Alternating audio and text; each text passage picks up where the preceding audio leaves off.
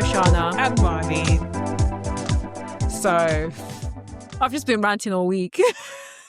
Shoshanna's in a ranty mood, guys. So get ready. And I've got a lot to You're rant. going to see a different side of Shoshanna. I think I'm like a nice ranter, I hope.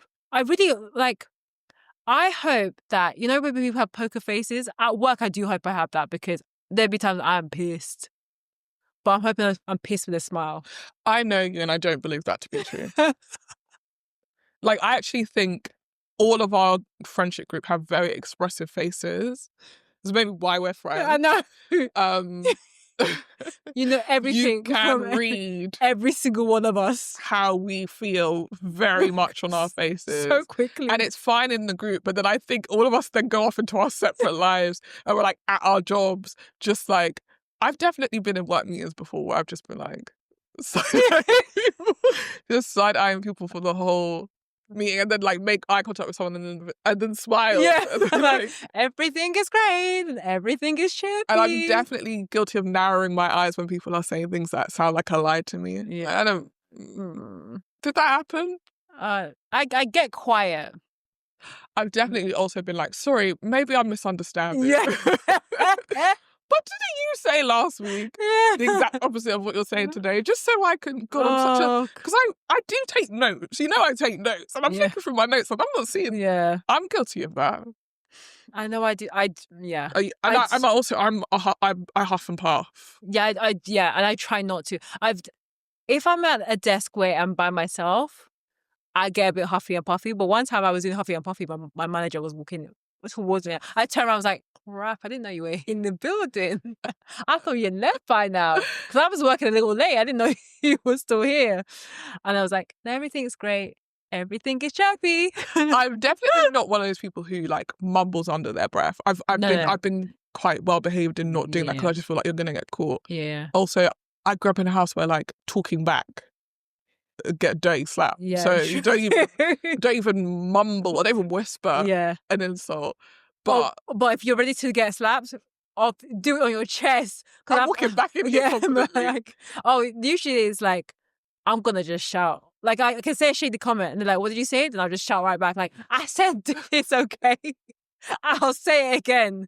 Then the fight ensues. So I don't think that you have necessarily... But listen, I've known you in certain situations. Maybe at work, actually. We're not exactly who we are when we're with our friends. So maybe you really do have a poker face at work. I try, but usually the poker face doesn't last long. I just say that I'm not. I'm just not great. I'm not happy. Like, I'll just be like, to be transparent, let's have a conversation about this. To be transparent, you suck.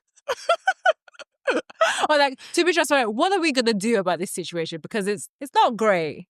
Yes, I do actually remember. I remember an incident where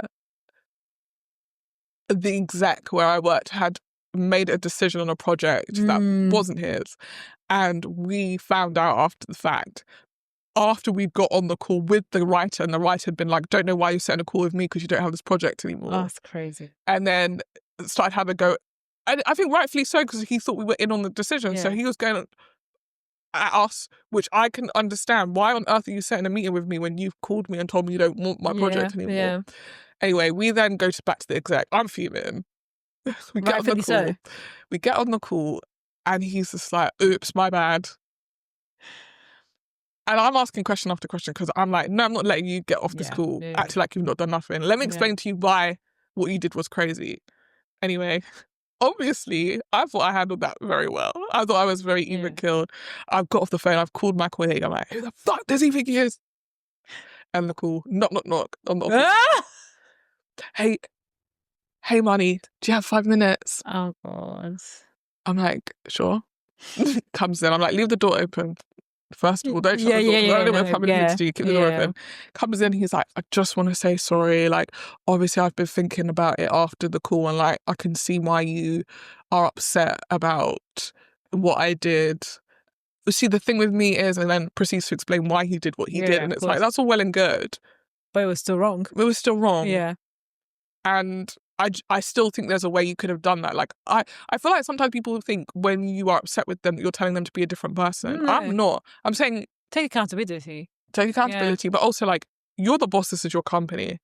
If you had communicated to us that you'd done that, we could have avoided a lot of uncomfortable 100%. conversations. Yeah. But because you then did that and then didn't bother to tell us, we then got into a bunch of uncomfortable situations in which I am now upset because other people are upset with me that I don't remember doing anything to. This is the scheme. Literally, that Todd had set up to come through you with the bullshit, and now you're coming to me with the bullshit. So now I've got to go back to Todd and be like, why did you set the scheme up? And Todd's just sitting there living his best life going like, Todd, look at me, what scheme? Yeah, exactly. I'm just a producer. Yeah, literally, he is a producer. I'm just a producer. And I'm like, Todd, you know what the heck? This is a scheme. That you set up. I'm just in here eating my mac and cheese and my fried chicken, living a very peaceful life in Atlanta, Josh. And now why am I in it? You know? No. So that's something I wish I have a bit more of in terms of the poker face. But I think the most important thing is, how can you be assertive with a smile? Actually, no. I want to be assertive but firm, but know that is all with positive quote intent. Assertive with a smile is manic. Like, think about it. Hi! No, it's all I've learned. I'm getting you to send me that email ASAP. Otherwise, I'm going to tell HR while you're grinning, you are a fucking psychopath. No, let me rephrase that. I want to be assertive, but make you feel like it was your idea. So, manipulate. That's manipulation. Oh, God. And I checked with my therapist, and apparently you can't do that. Oh, okay. So how about this? I was gagged when she said, what do you mean I can't? That's manipulation. She was like, but it is. You're going into situations. Okay. Manipulating them so you get what you want. I'm like, why is that a bad thing, though? Okay, because ultimately you want them to think it's their idea, because that's the only way they're going to do it anyway. So I don't understand why it's a bad thing if we all get what we want. You think it's your idea. I get what I want. And, or do I do this? Okay, I tell you to do something, but then I do a little joke at the end just to lighten the load. Okay, so now I feel like you're not being serious about the thing. No, I'm serious about it. So how are you going to go back and underline the seriousness? The person will be like, oh, no, I'm so busy. I'm like, girl, me too. Okay, so what does that mean? Do I do it or do I not do it? Yeah, but you do it though. Okay, so it wasn't it. So you're not actually joking with me, you're not my mate. I am your mate, girl. And this feels... You know what's scary? I'm looking to a guy. This feels very pointed and not funny and not friendly right now. No, let me rephrase that. It depends on the situation. Like, again, if you've listened to the pod long enough, you know that I'm more of a situational comedian. Like, I'm not. Oh my God, the lies. It's not like this is a lie that Todd set up. No. It's I can be funny off the dome, but I like to create my scenarios in a situation. But if I tell you to do something like, can you create this document? Wait, let's get into character. Okay. Hey. So you know how we're supposed to do that presentation for the meeting today? Yeah. I haven't done it. I thought maybe you could just sort of talk about it. So why are you making that face? No face. I'm just because so you already lost the poker face, because I can already tell that you're. I'm finding it. No, let's take a step back. I'm just curious. The presentation. Can you give me a bit more context on the presentation? Okay, so you had asked me to do a presentation about like the monthly subscribers, and I have started, but then I had to go do something else. Don't worry about what that other thing was. Okay, no, I'm not laughing. Yeah. Okay. Yeah, so, it's not funny. It's like a serious thing. No, so why did you start? I feel like asking a lot of questions, but I just need to know whether you got this. So you're asking me if I've got this, but I remember who had asked you to do the job? Oh, is that what we're doing now? Being like, I thought we were a team. We're a team, but I just want to clarify, how did this start in terms of the project? Well, you know how it started because you asked me to do the presentation. Correct. I did ask you to do the presentation. Wasn't that? That's correct, right? Whoa. Yeah. You're being very intense, and I'm literally coming to you with enough time for you to sort this out. And I feel like your energy is giving. But the time that you came to come and speak to me, how much time do you have now? Because I think I don't have any time because I'm about to get lunch. But I also don't have time. But remember, this is a priority on your to-do list. But yes, it's part of your project. But this is this has been delegated to you for you to do. Because, and I'm gently passing it back. Because it actually sits within your remit. I absolutely understand. And as part of your career development, it's actually something that's been really important. I don't want to develop my career. Then why are you here? I'm here for for a check, sweetheart. No, me too, I'm girl. here for a check, Me too, girl. But as part of you go this check, you actually need to do things that part of your job description. Ooh. And if I read your job description clearly, I know that this report so is. now I feel like I'm getting personal. No. So now I feel like I'm getting personal. It's not because you have a job description like I do. But now I feel like I'm getting personal. No, because I had told you I had another thing to do. Yeah, but that's part of my actual job. Yeah, but actually, he was helping you. Your no. Remember, as part of your role, you're actually here to support me. So okay, you're shouting. But the thing is, I will never work with someone like that. I'll be like, should we take this outside? I was very polite to you. No, do you know what? You're right. Let me go and bring up with X, Y, and Z to sort it out. Yeah. Given that you have some difficulty with managing your time, we'll sort that out. Okay. See, now I don't like the language you just used, because now it's giving you. Now it's giving you really want to fight. Because now it's giving you really want to fight. Girl, I don't need to do this in this now office. it's giving you really want to fight. No, but the thing is, remember, as part of your career development, someone else see it. As part of your career development, okay, you can finish your point. As I explained, you had asked me to do something, but someone senior to you, someone who actually is important in the workplace. Oh my gosh! Okay, has come to me with a task. Go on. And so obviously that. Sorry, what did you say? No, keep on. Do you say I keep digging? Keep on. Because I'm a slave. You think I'm a slave in this workplace? Oh my goodness. The thing is, my goodness. You're speaking to the wrong person if you want to talk about slavery, because I think that's the wrong way. I think that's the wrong word to be using in this office. You're saying I can't refer to slavery because I'm black. I've also forgotten that I'm also black too, girl. Only on the outside. The thing is, this is never working in my office. No one would ever talk to me like that's in this office or in my office. That would just be absolutely wild. Yeah, sorry. I'm going to pause. Okay. Yeah, I feel like the way that you handled that, I don't think that you would get fired. I don't think you would get fired for that, but I, as the colleague, would be like, she's a bitch. Yeah, but the thing is, once you've been in the game for a long time, like we both have been, we don't care. About being a bitch. I don't think I care if people don't like me. Wow. In the workplace, because I just don't. Because the time when I have cared, it can actually break you. Yeah, I think wanting to be liked is not the right mindset to go in. I don't think wanting to fight people should be the mindset either. Not that I'm saying that's what you're saying, but I think the people that may think that you are a bitch will probably be the people that don't agree with your opinions or have a problem with you, which is completely out of your control. And therefore, why should I be trying to bend over backwards for people who don't have the emotional maturity to understand that maybe they don't like a decision I've made, but it's not in no way a personal attack on them. I feel like taking that definition even a step further, I feel like sometimes it's more so people that feel like they should be involved in things and just take it personally that they're not involved in certain things, that you can ever pull rank on them is not a nice feeling, right? Like, I don't think I think I'm like that exec that I mentioned, I think he probably didn't like being told, me. You think? I don't think he disliked me, because everyone at my workplace likes me. I'm a dream. I'm like an absolute sweetheart. But what I'm saying is, I do not think we worked well together. So on that basis alone, I don't think he looked forward to meetings with me, because they weren't going to be fun. Like when I'm in work mode, I'm in work mode. Sorry. Bless you. I don't find like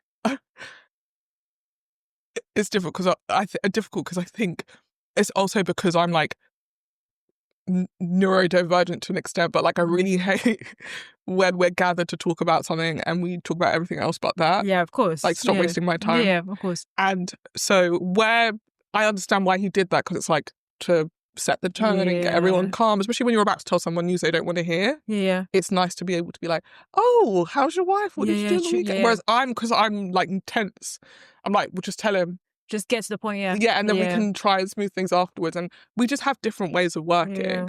Would I think that he would think I'm a bitch? No. Maybe bitch is a strong word. Yeah. But would I say that he's come out of working with me and gone, she is a delight? I don't think so.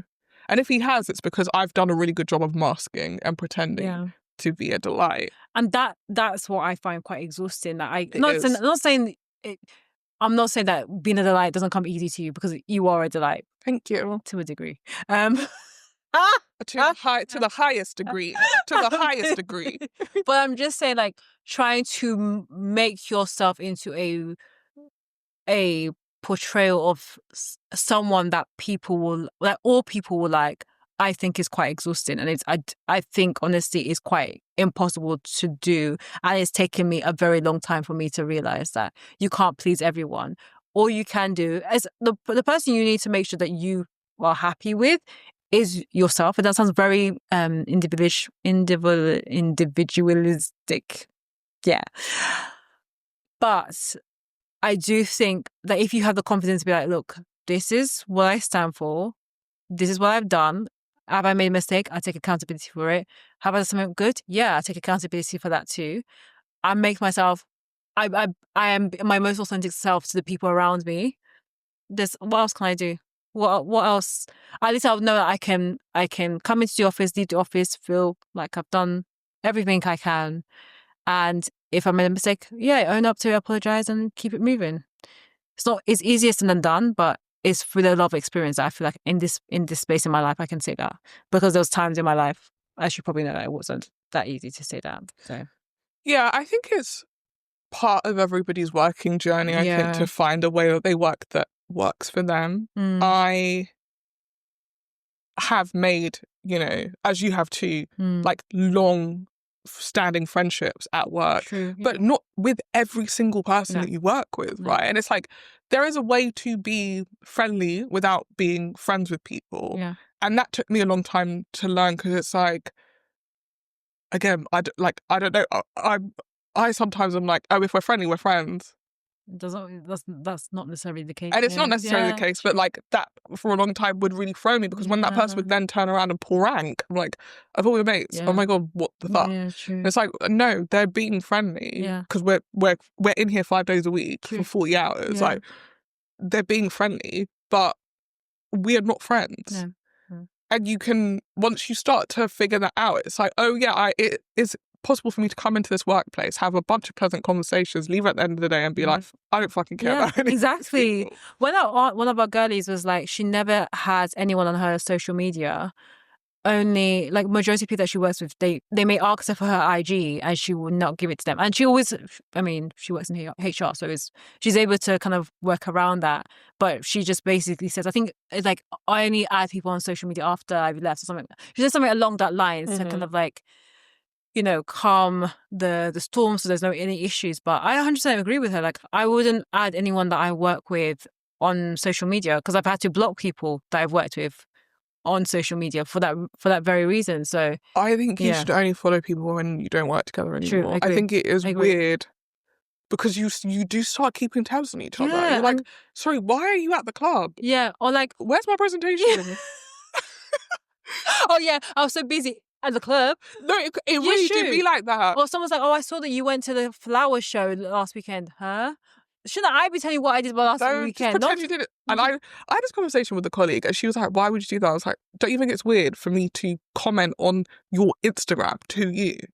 Yeah. Like, if you come in and I go, how was your weekend? Oh, I know, it was Barbara's friend's birthday. That was crazy. You'd be like, what the hell? No, I'm so sorry. Why are you even asking me? You saw it then? Yeah, Oh, he looked so cute on the slide. No. I will have watched your story, liked it, even commented, and then come into work and be like, what did you do on the weekend? I'm going to do that, because I just think that's weird. It is weird. It's weird. That is weird to me. And it's the same with, like, do you know when you follow people and they just randomly do like a really personal, like, Instagram post, and you're like, this is a surprise. I'm going to pretend I didn't see this. Yeah, like, I've learned more information about you than I like the way this relationship used to be. Surface level jokes, cute.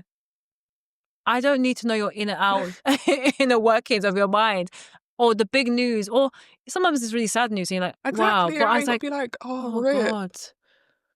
Oh God, that RIP thing always gets me. RIP is such a funny thing. RIP is just crazy. And you know, okay, and I wouldn't say not to be crass. I've already sworn on this podcast. I don't know why it was very prudish, but Lil Wayne, who I think is one of the best penmen in the game. Even better than Kendrick. Well, Relax. relax. What was I say? I was gonna say. Relax. I was gonna say. But he has a line that goes, "R.I.P. Rest in pussy," and that's what I always think when I say R.I.P. So now that's why I say rip now. Because like, you say R.I.P. What I can think is that you said to someone rest in pussy, which is like, I just think that's inappropriate. It's really inappropriate, but in the same breath is also like, someone's passed away. Rip. As it's like, blah, blah, blah, blah, blah. Like, what the heck? What the heck? No, it's a very brief way. It's like, oh yeah, it's like thoughts and prayers. Was it? It's like thoughts and prayers. Yeah, exactly. You know? Like lol. Yeah, or lol. It's like what? Oh yeah, we had to say goodbye to Granddad yesterday. Like, oh, rip your Granddad. Nah, I'm so sorry. Also, it doesn't even make grammatical sense. Rest in peace, your Granddad. Rip your Granddad. No, I think it's the rip part. It's the rip. It's about that also the acronym and then the sound. Rip. Tearing something apart. When they're being torn apart already by the death, and you're saying rip. A rip.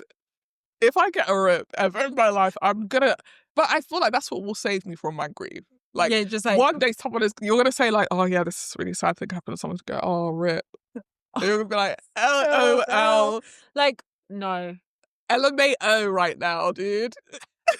I am LMAO. This is what millennials thought Gen Zs will sound like, but it's actually what alphas are going to be sounding like. Yeah. LMAO, TYSM, rip. Literally rip that notification. Yeah.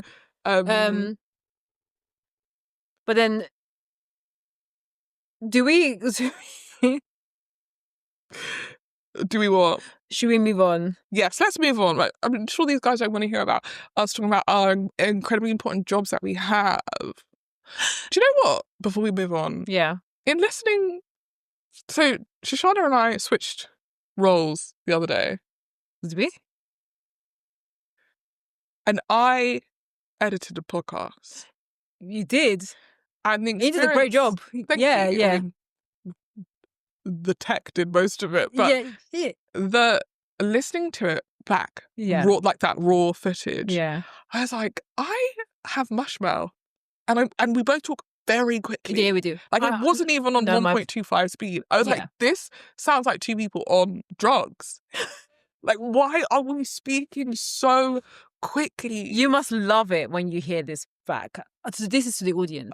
I'm trying to talk slowly right now as I'm talking about it. But I know we're about to start talking about two shows that we get very passionate about, and it's going to be a mile a minute. Yeah. And the words are going to start merging into themselves. And so I don't think of myself as having an accent, but when you listen to yourself back, and it's really like 8 words in the space of 2, you're like, oh, I really just be smashing words together. Yeah. No, I hear myself back. I'm like, wow. Fast forward, but I can't because I need to hear all the stuff that we have to listen to because we then say things that don't make the pod for, thankfully, the best reasons. But yeah, it was a very interesting process, and I had fun. And at parts, I was like, this podcast is only 2 hours long. Yeah, true. But this has taken me like 2 days. It takes to edit something back. It takes twice as long or 3 times as long because you have to cut at each part. Yeah, you got to cut each part. You got to go back to make sure the cut is seamless. I enjoyed it. Like I said, I've got some free time on my hands at the moment, so a new skill I can add to. Well, I say a new skill, like it's a skill. Yeah, next thing you know, I'm gonna be editing pods. I'm gonna become a podcast producer. Why not? I'm barely the producer of my current podcast. Talking about producing other people's podcasts. But I think being a producer would be probably... I mean, we are producers. We produce podcasts. We are. But it's probably easier if you don't... Okay, you're a producer without the editing. Yeah.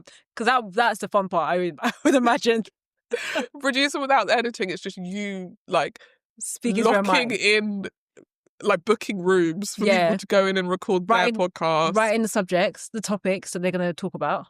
Oh, do you think they don't even do that themselves? Sometimes they do. They get the producer to do it. Okay, yeah, I think they do that. But I do know most podcasters do their own topic. We do it all ourselves. Yeah, we do everything. We do it all ourselves. 360. We work hard. We play hard. We record hard. Whoa. Oh, we edit hard. I try not to. Edit soft. Anyway. Yeah. No pop. Oh, we do have pop. Well, should we just do pop culture now? Let's do it now. Drake did not win his. This was there's a special word for it, but this wasn't even the lawsuit. This was. It was a exploratory. Was it a tribunal or something like that? No, it's an exploratory. It's basically you saying to the judge, "Could we have enough evidence to do a lawsuit?" And the judge said no. Bruh.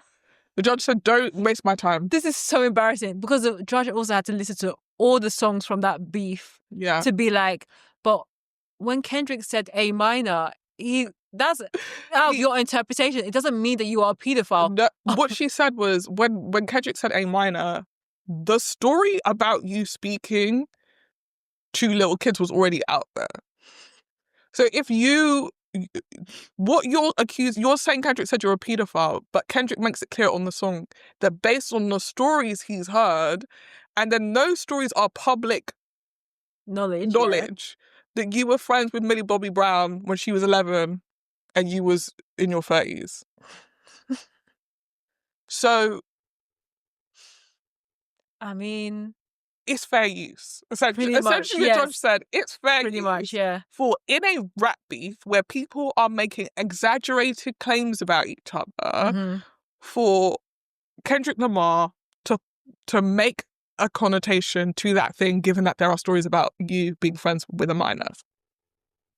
What do you want us to do about it? It's got nothing. Why is this open on my doc? The botting claim that he was like, oh, so UMG pay for bots. But UMG own your music. True. So where is it in UMG's favour to destroy your career to big up Kendrick's when they make money off both of you? That's such a wild... I feel like through the bottom thing, it's come out that Drake has used bots. Oh my God. On his own listen. So now it's like you've outed yourself as well in the process of trying to out Kendrick. It feels actually very, very dumb in a way. Like, to me, if I'm going to bring a lawsuit, it's because I know I'm going to win. Yeah. Look, if I was UMG, I would finish my contract with Drake and quietly let him go. Politely, let's let him go because there's nothing else you can do. This is he streams loads. Yeah. Sorry, he streams loads. His streaming numbers do well. Yeah. Why on earth would we not keep that cash cow? Yeah, but then I'm going to work him to the ground because you think that we are using bots. Let's prove it. All the smart thing is you keep him in a contract, you never let him release another album, and he basically just rots away at UMG. True. You guys could he has made so much money off his catalogue already. And UMG will make so much money off his catalogue. He actually doesn't need to put out another hit again if he doesn't. Maybe that's why he was like, you know what, let's take this litigation. Like, I have nothing to lose, literally. Apart from his reputation. His reputation, which is a massive reason why his catalogue is his catalogue, right? Yeah. People fucked with you. And if people stop fucking with you, it doesn't matter if you make hits, if they're not going to listen to it. True. Like, I've been in the trenches with this beef. Like, I've been watching videos about it. And I didn't realise that he'd released so much new music since. Oh, really? Yeah. He's been releasing singles. He's been doing this Iceman rollout for his next album or something. He's been releasing tracks. They're just not making it even into the top 20. Oh, wow. So there is a problem for him at the moment, which he's hemorrhaging the pulling power that he had before. Yeah. And maybe he thought this lawsuit and beating Kendrick in the lawsuit would be vindication. But as everyone has said, everyone in the scene has said, like, this is not a good look because you're taking what is like inside drama outside. It's like when you beef with your sister and you decide you're going to go to your friend's house and her friend's house and tell all her friends what you did. You've made our inside beef outside. You don't do that. This is not the forum to win this fight. You should have won it in the house. Yeah. So it's not helping with his image. Yeah. I also think the thing that's not helping is you're nearly 40. Yeah. Still making booty shaking music, go to the club, French girls music. There's actually been no evolution of his but music. there's no evolution of him. Yeah. True, because the same Drake that we see now is the same Drake from 20 years ago, or 10, 15 years ago. And at that time, that was relevant. The music was popping. Now, if I listen to some of the old music, I'm like, this does not stack up. And then now I'm like, but now the music here isn't stacking up because some of the music is trash. The music is trash. And I actually think there has been an evolution. Go on. Very slight one.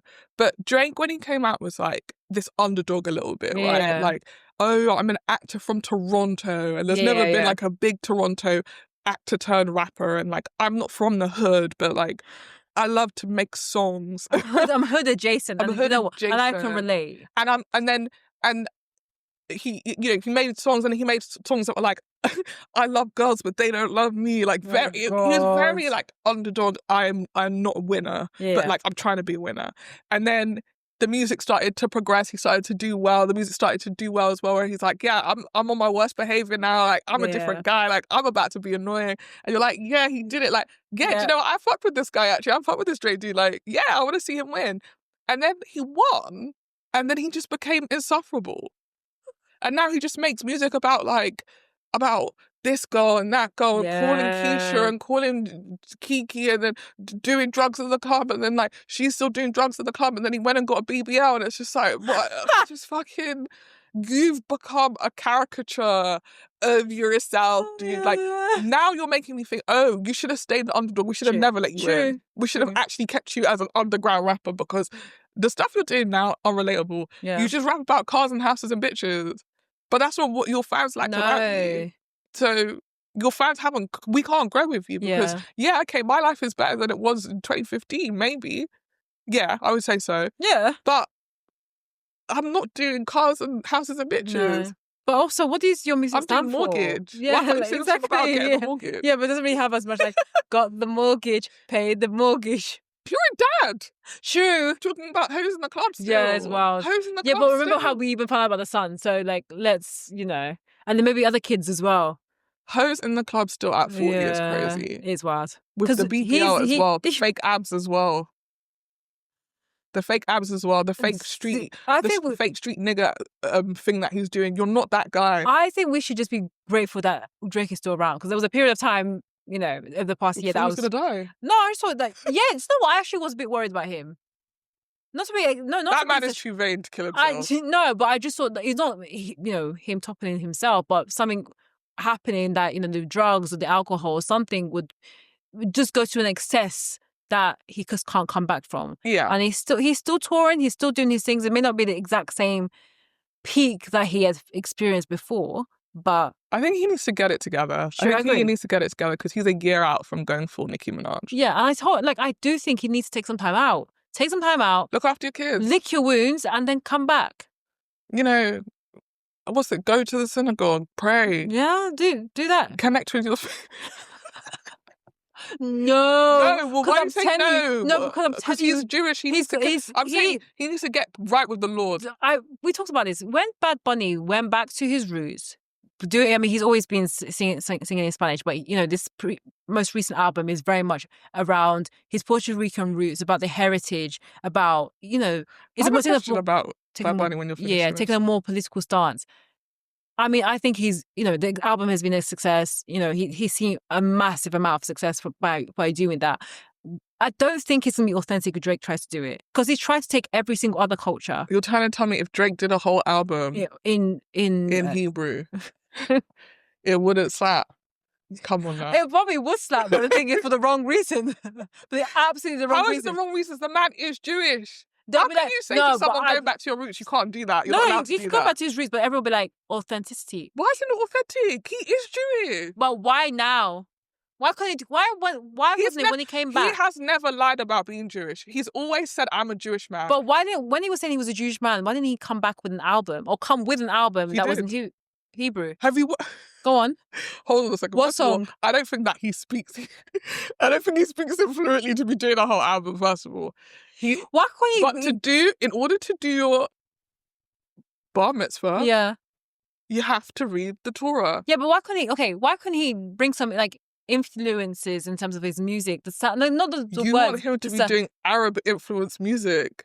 Yeah. Be careful. Yeah, no, that could end up going. I'm sorry, Be actually, careful. some of the best songs that you've heard out there is they use Arabic. You want Drake Arabic. to do that? No, because Drake can't handle it. But they use like No, there are great songs. Arabic scales and Arabic. Have you said it yet? Arabic. Arabic scales or like types of music that once you've like interpolated it, whatever they call it, you can change it and adapt it, but it's based on that background. Yeah.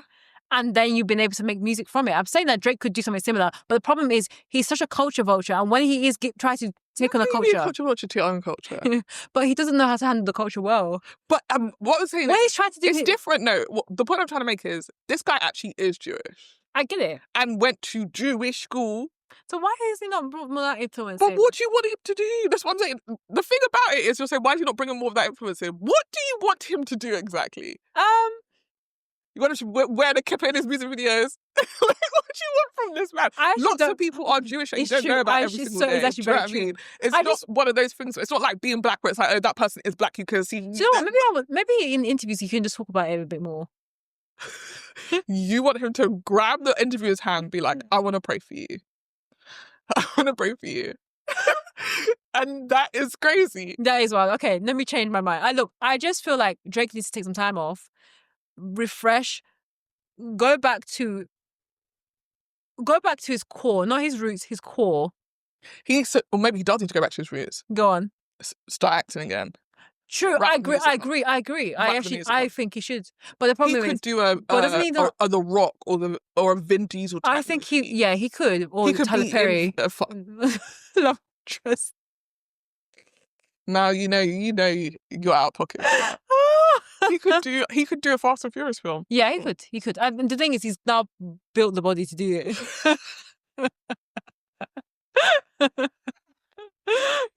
That's someone's dad. Have some respect. No, I'm so sorry. He should have had some respect before he went on the table. I'm so sorry. I'm so sorry. No, not he should have had some respect. Because also, remember, he had a BBL, so he was BBL ass up, and then he took that, put it in my ass. Next time people see me, they're going to be like, damn, we got BBL and some abs. And I'll be like, yeah, I did. God, it's just crazy. I'm so sorry. I paid for it. The idea of going under the knife as a man is crazy. Under the knife. No, but the thing... Even as a woman, to be honest. Yeah, but I think it's just... I think it's because it's not talked enough about it in the male world of plastic surgery. Yes. Look at Bradley Cooper. Yes, because people have been talking about that, and I just saw him in a film, and he did not look like that in the film. Oh, he didn't. Okay, so this is a recent, the recent tweet. Oh, David Beckham. I haven't seen him recently. Oh God, but I will say this, as I've said before, the cheek filler on old ass faces, your face isn't. It's so obvious because that's not what aging is like. Yeah. You don't suddenly get plump cheeks. Yeah. So if you're trying to do a subtle, like I want to do a nip and tuck, pumping your face full of filler is not going to be subtle on anyone. It's the same when you see it on women. You're just like, nobody looks like that. Yeah. No woman in her 50s has cheeks up to here. Also, look at me. Are you 50? Is there something I don't know? Are you 50 years old? Well, no, it's because I do. Look at Toni Collette. That's a normal. That is a normal face, yeah. And it's still full. It's not. It's not like she's got sagging, droopy face. Yeah. But that's like a normal. Your entire face looks normal. Why on earth am I seeing you face gone, cheeks on? Looks like someone punched you in the face. Oh, I'm trying. Okay, you look like handsome Squidward. That's what you look like. And people clown handsome Squidward, but he apparently has become the face that. Oh yeah, which is also very crazy. Very crazy, unattainable. Yeah. By the way, I'm trying to find a photo of the David Beckham one because that one was wild. While you're doing that, I'm going to ask you my question about that. Yeah, I was going to ask. Yeah, gone. He's had work done. Yeah, I think he has. I honestly think that. Like, there's because someone played a clip. That glow up. Yeah, from I Like It. And I said, "Who's that?" Who's that? I'm trying. He looks like a naked. Bad. I can't explain it. He looks like a naked. He looks like a good bunny. That was a bad bunny. Or like a naked mole rat. There's something very disconcerting and uncanny valley about his old face, which is really sad. because that's obviously what he looked like. Yeah. But it's because he's so pale as well. Yeah, because all of a sudden now he's black. He's so pale in the video and his face is so dimensionless. I mean, who is that? Yeah, I know. Because he did. And you're not going to convince me all he did was grow a beard. No. And that is the sexiest man on the planet. Because I think he also got a bit hench as well. But no. That's, you're not. He got his chin done. He got the lower face done. I'm not crazy. No, you're not. I looked at that man. I said that does not look like Bad Bunny. Doesn't look like him at all. There is no way. Who is that? First of all, that person looks albino. So was he wearing makeup? What's going on? Because maybe that's his. Oh God. Does that look like? Okay, that's looking a bit more like him. But yeah, he's had his cheek. He's got to have had like buccal fat removal or something because his face is way more chiseled now. Yeah, but sometimes that can happen. Okay, I'm actually not going to defend him. Here comes Shoshanna. No, I'm not. Yeah, because that's two different men. He's had his face elongated and stuff. Yeah. You're not going to tell me that all he did was grow a beard and now he has gone from night to day and grow his hair out. And also black. He's fully a different colour. Yeah. So he either was not in the sun before or he has a spray tan on a near daily basis. What's the deal? No, 100%. This is a black man. I've never seen anything like that in my life. No, this is crazy. When I saw that picture of him, when I saw him in the video, I said, that is a white man. That is now not white anymore. How did you do that? No, I think he's done something to his chin, like added like a thing to his chin. The beard is there, but that's covering up. Or he's definitely done some. I was looking at the his nose. He hasn't done his nose. I think his nose is the same. And maybe he has done some buccal fat removal because it just looks more chiseled. Yeah, it looks more angular. And then he's lost weight. He has lost weight. Yeah. No, he has put something here. He has to put something in his chin. Because there's no way. Because it was not that defined. It was softer. Yeah, because basically this is the evolution. This is the in between of. Who is that man? Yeah, who is that man? We're looking at Bad Bunny in like the early 2020s. Also, how old is he? Because I guess he's 30 years old. He's 30 years old. So how old is he in those pictures? Like 20, 25? Yeah, 20. Early to mid 20s. I don't think I look so drastically different from 25 to 30. But also, this gives you hope that the men do glow up at 30. So I have to look for a 25-year-old and wait till he hits 30. What are you talking about? Or basically, what you're telling me is, if I meet a man in his 30, this is the best he's looked in his life. Yes. Well, actually, would you want the guy to look the best that he's ever looked when he meets you? No, I'm actually hoping my husband, like, I watched After the Hunt, and there's an actor in that. Because I'm kind of obsessed with him, and he actually, was like, this is one of those things when she's going to show me the guy, and like it will remind us that we have very different types. He's in his 50s. I want to say he's in his 50s. There's something about him that just feels very safe and cuddly, and it's kind of what I'm looking for in the next version of my life, because I'm tired of these little boys. I want someone who's going to take care of me. Gosh. Me. He also takes care of his wife in the film, so maybe that's good. why, like, it's taking forever to load. When it airs, he's really... I'm trying to think of something that he's in that you might have watched. I don't know what it is. It's really slow. It may take up the Wi-Fi. But you weren't even connected to the Wi-Fi. Yeah, bro. Yeah, it's 2 bars. That's why. Okay. So, yeah. Anyway, so he has had work done. I 100% think he has. Yeah, 100%. Even if it's just lower face, muscle fillers, or whatever they call it, I think he's done that. But what are we saying about the skin color? Yeah, that one. What are we saying about that? Because we need to not forget that he dated Kendall Jenner for like 2 years, and that's why he's back. No, but look at her siblings. Oh, Kim has periods where she looks black, mixed, and periods where she looks white. And there's I think there's they're on million. Yeah. But I think they take like tannin. But I will say they're not white. No, they're not. Right? Are many people white? No, they're like Middle Eastern. Yeah. Right? Yeah. So yeah, but okay. I think there's periods where they've taken things to make them darker than even their own skin tone. What they take? Like, I thought it was like tannin pills or tannin infusions. Do you think that's what Bad Bunny is doing? Maybe. But I also think maybe he's just in Puerto Rico and enjoying the sun. He's in Puerto Rico every day. I've not seen this man look light once. Yeah, but when you go on holiday, he was on SNL the other day. I said, huh? He's darker than I remember him being. Yeah, that's weird. He's getting dark every time I see him. Maybe he's like, you know what? Let me get back to my roots. Or maybe he was lightening his skin before. That's why I was. Maybe he's wearing makeup in those. Maybe.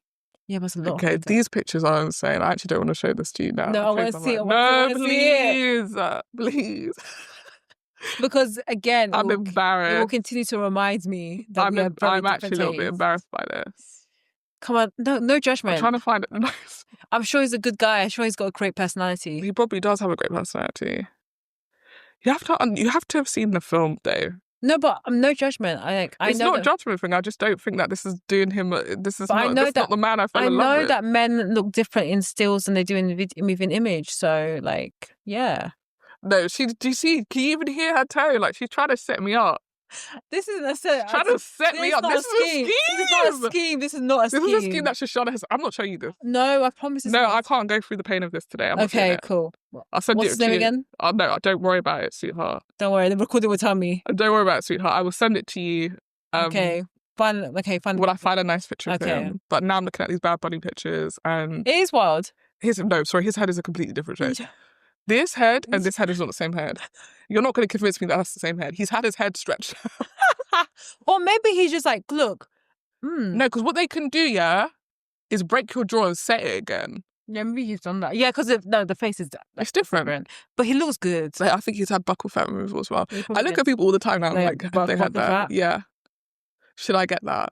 No, you don't need buccal fat removal. But sometimes I'm like, maybe I want to look calm. The problem with buccal fat removal, it doesn't come back. It doesn't come back. And two, it ends up making you look older quickly. Yeah, you end up looking golden. Those 25-year-olds who get it, but look, crazy. He got real hair, but his face elongated. Come on now. His face. What if this isn't Bad Bunny? What if the first guy was Bad Bunny, then this guy came, beat him up, replaced him. The previous guy was Good Bunny. This guy is actually Bad Bunny. The baddest. No, his head is longer. What the heck is going on? I do love him though. He looks really good though, yeah. I love him. I like his little accent. I like when he speaks English. It's very cute. It's actually very adorable. Because the thing is, he cannot shake that accent. No, and I think he needs that. He needs to keep it. Yeah. Can you imagine Bad Bunny speaking to you in normal American? I wouldn't like that. Yeah. But also I could imagine it. I mean... Like he does it like... That looks like an American man who vogues.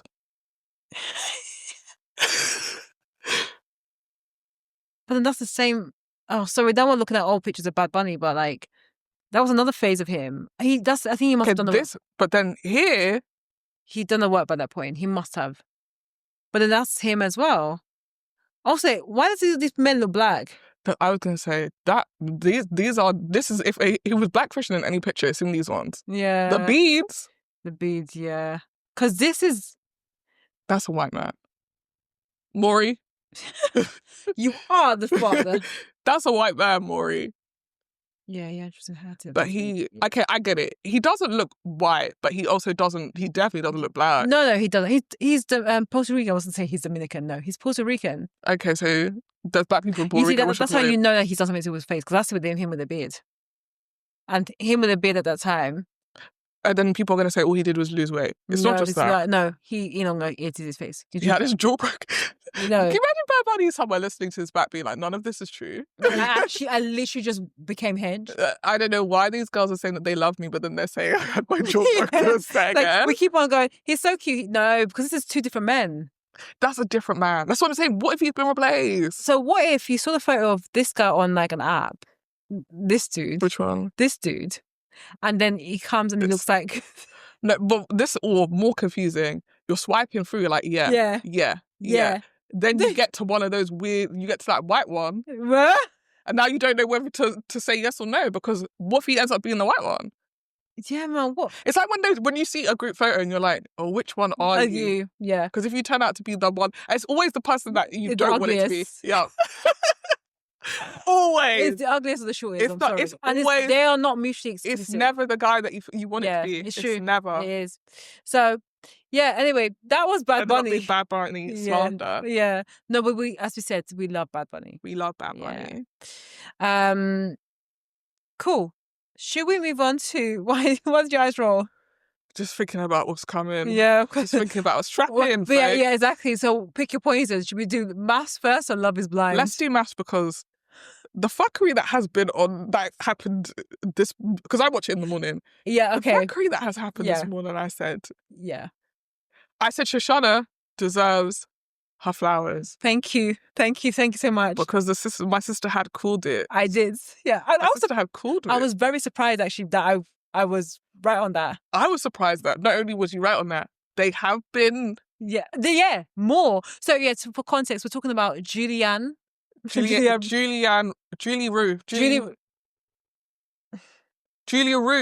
Roof, yeah. We're talking about Julia Roof and Diwali. What did you just call it?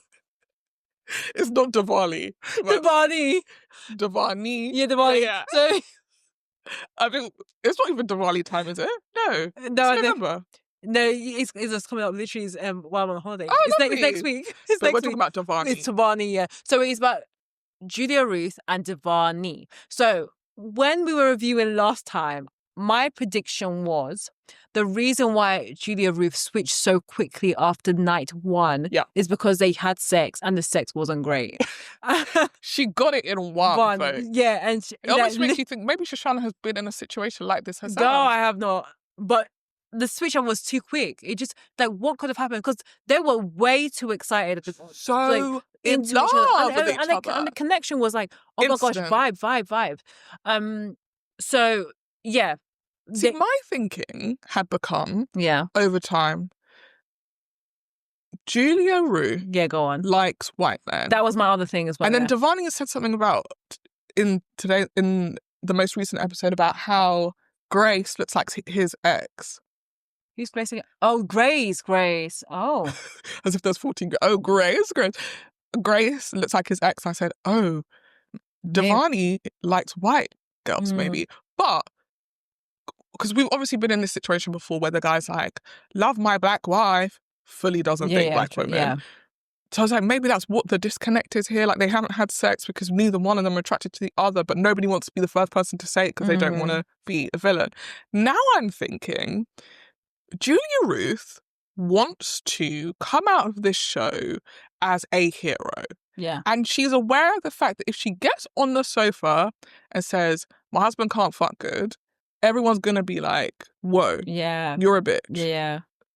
Which is why she's avoided the attraction question for so long. Yeah. And she's asked him not to talk about intimacy on the couch. Yeah. Davani coming into the room and being like, you and I have been intimate, why don't you want to tell anyone? She's like, what, you want me to go on the couch and tell everyone that the sex is shit? And he's like, I don't care, this is true. Are you crazy? That was wild. That one was wild. He's dumb as shit. Yeah. He could have had the conversation with her off camera. Like, that could have easily happened. No, he wanted to trap. He absolutely wanted to trap her in the situation. He also didn't want it to be the case where the narrative is, we're not having sex because she's not attracted to me. Like, his ego was bruised. Even the way that she answered the question after experts asked her. He's an attractive man. She couldn't even stomach to say, I like my husband. Yeah. But mind you, she's still having sex with him. So the sex can't be that bad. The sex, well, which makes me think maybe they have had sex multiple times, but they're not having sex regularly. True. So maybe at the beginning they had sex a couple of times. Yeah. And then she went, I'm not feeling it. Yeah. But I'm trying to understand what conversation she had with him beforehand. Because when she says, what do you want me to do? Go and tell everybody on the sofa that the sex is shit. That made it sound like, and the way that he didn't react to it. She's told him before. Yeah, she's probably been very honest and been like, why on earth would you want to talk about? Yeah, true. I would say at the very least, okay, everyone's going to watch the show and think I'm X, Y, and Z, but at least they're not going to think I'm bad at bed. True. And then he has added that in, like, to the list of things. That's actually, I don't know who's more in the wrong.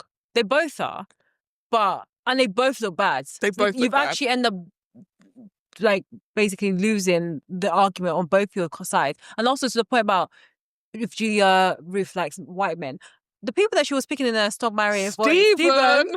When she said Stephen, I was like, I said we can't help her. She's for the streets. Oh yeah, I was also like, are we watching the same show? Is it something that we're missing? Because the way he's treating Nelly. No, they don't really rate Nelly. No, they don't really rate does Nelly. Nelly even rate Nelly? Ooh. They don't rate Nelly, because if you rated Nelly, and I think the reason why I feel like they don't rate Nelly is, to some extent, they still do, I feel, blame her for the situation that she's in with Stephen. Yeah. And I understand that, like, to some extent, she's not leaving, right? Yeah. There's that. But there's also, like, because she came in and so early on said, I have intimacy, I've trust issues, I have trust issues. They've made the trust issues a scapegoat for everything. Yeah. And it's like, that is what has blocked the real conversation, which is Stephen is not attracted to you. And no one wants to say that. Nobody wants to say it. Stephen doesn't want you. Yeah, he doesn't want you. And even Stephen doesn't want to say it. But really, that's the problem. Because he knows it will make him look bad. Yeah. But the truth of the matter is, if you're having to chase your husband or beg him to give you a kiss, that man doesn't want you for real. True. Grace is in a situation where she can't get Ashley to stop touching her. She's desperate for him to stop touching her. Leave me alone. Oh, Here my you God. are asking your partner for a smooch, and he's like, oh, get off me. Yeah, that's crazy. That man don't want you. He don't like you. And that man don't want you. But also the way that he handles conflict is terrifying. Unhinged. Like the way that I'm going to storm off but then insult everyone in the process. I honestly think it's worse than that dude from last year, because you actually can't tell him anything. Actually, they're the same. I think they're at the same level. Yeah, because the whole like deflecting thing, I was so happy that Paul C. Bronson really brought that up to him. He was like, look. Why did you say his whole name? I don't know. I just like saying his name. Okay. And also like, I want you to know it's him, Paul. Yeah, C. Bronson. There was only one dude on there, but thank you. I love that he was like, look, we're talking about Nelly, and as you're making your comments, you're deflecting about every concern that Nelly has. And even though there have been times when these experts have not given sound advice, I appreciated him talking to him, but also asking Nelly the questions of like, do you feel like you're being hurt? No. Do you feel like, your feelings are, displaced? Yeah. And actually verbally saying it. But it's like you're saying 1 + 1, but she's still getting 3. Yeah. Which doesn't make sense. And I think it's going to take her a very, very long time to realise. No, she knows. This goes back to what we were talking about prior to the pod. I think she knows, right? That feeling, that discomfort that she has within her, right? She's saying, oh, it's just my trust issues from years ago. It's not that. It's the part of you that can tell and has been able to tell since that first dinner party, something is different now. Ever since we've all got in a group together and you've seen all the other girls and you've seen what all other couples are like, you've been moving kind of crazy with me. And that's what's put me ill at ease. Yeah. Then the thing with her, she's broken a rib, right? Yeah, that was too sad, yeah. Your stepdad is in hospital. Why would you come back from that and go to the pub and hang out with the boys and be the last person to come home? If you even gave a heck about your wife who's lying in bed with a broken rib. Yeah. You had energy to run to your stepdad, which fair enough. I'm not saying you shouldn't have a stepdad. The person that you're supposed to be married to, if question mark. Do you think Bae would be in the club? Yeah.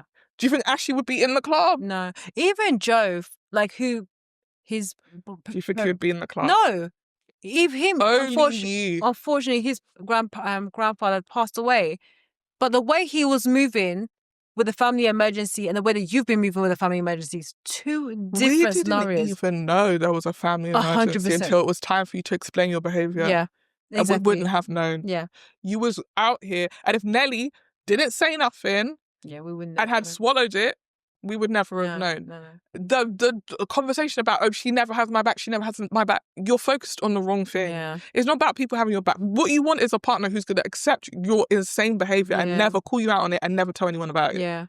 He's like, oh, Nelly is the one that's not protecting me. Are you changing your behaviour? Why do you need to be protected if you've not done anything wrong? True. Why is no one talking about that? Protected from what? What? You're acting like the experts are here looking for someone to drag, for dragging's sake. He asked your wife a question. If you hadn't done the thing that he asked, she would have said no. True. They asked her a question. She said, you have made me feel insignificant. You've dismissed my feelings. So, and now you want to beef that she never supports you. Yeah. It's scary. It really is. And And he's not fit enough. No. I just don't get it. I would understand if you was mesmerized, stigmatized by someone who you're like, damn, that man is. If it was Bad Bunny, I'd be like, okay, I can understand why she's forcing it. I can understand why she's forcing it. These men are. This guy's not even a 5 on the scale. That scrunched up face of his. No. And you are saying, I don't mind if he calls me a fucking idiot. I'm gonna stick beside him. Yeah, but I can't help you, Nelly. I'm so sorry, though. And then Junior Roof is saying, yeah, if I was gonna marry anyone, that's who I'd marry. Huh? Devon ain't that bad. No, because she's also Delulu that the problem is Nelly. True. If Stephen was with me... Yeah, it wouldn't be the case. And what you don't understand is that man is a white supremacist. Yeah, he don't like you. That man is a white supremacist. He don't like you. That man, if he has a problem with Nelly, and Nelly's not even... Nelly's a darker-skinned Asian woman, but she's not as dark as you. Yeah. If you think you're going to sail off into the sunset with Stephen, you're delusional. Wait. Isn't this the same Stephen that was shouting at Julia Root? Yeah. And that made her horny. That made her horny. Okay. That made her horny. So That's what she wanted. That's what she wants. But she doesn't like when Devani raises his voice. Interesting. But when Stephen was going at her, it was like... But also the thing is, Devani also put himself in a position to again, not to be crass, dry her up. Because why am I in a situation beefing a man and I'm calling my husband is silent as a rock? True. At that point, yeah, I'm not letting you inside or anywhere on my body. Are you crazy? Yeah. Because you can't protect me. You can't protect me. Yeah. If you can't fight that man over there to defend my honor, why are you gonna fight this? How are you gonna fight for it? Yeah. Literally. You showed me you don't have any vigor. Yeah. You don't have any, you don't have no force, no power. Where's the power? No. And he's I'm a deep thinking about life. Baby, you be thinking your way into drying up my coochie. That's what your thoughts are sopping up any sexual desire I have for you. She's not physically attracted to him because he doesn't do anything.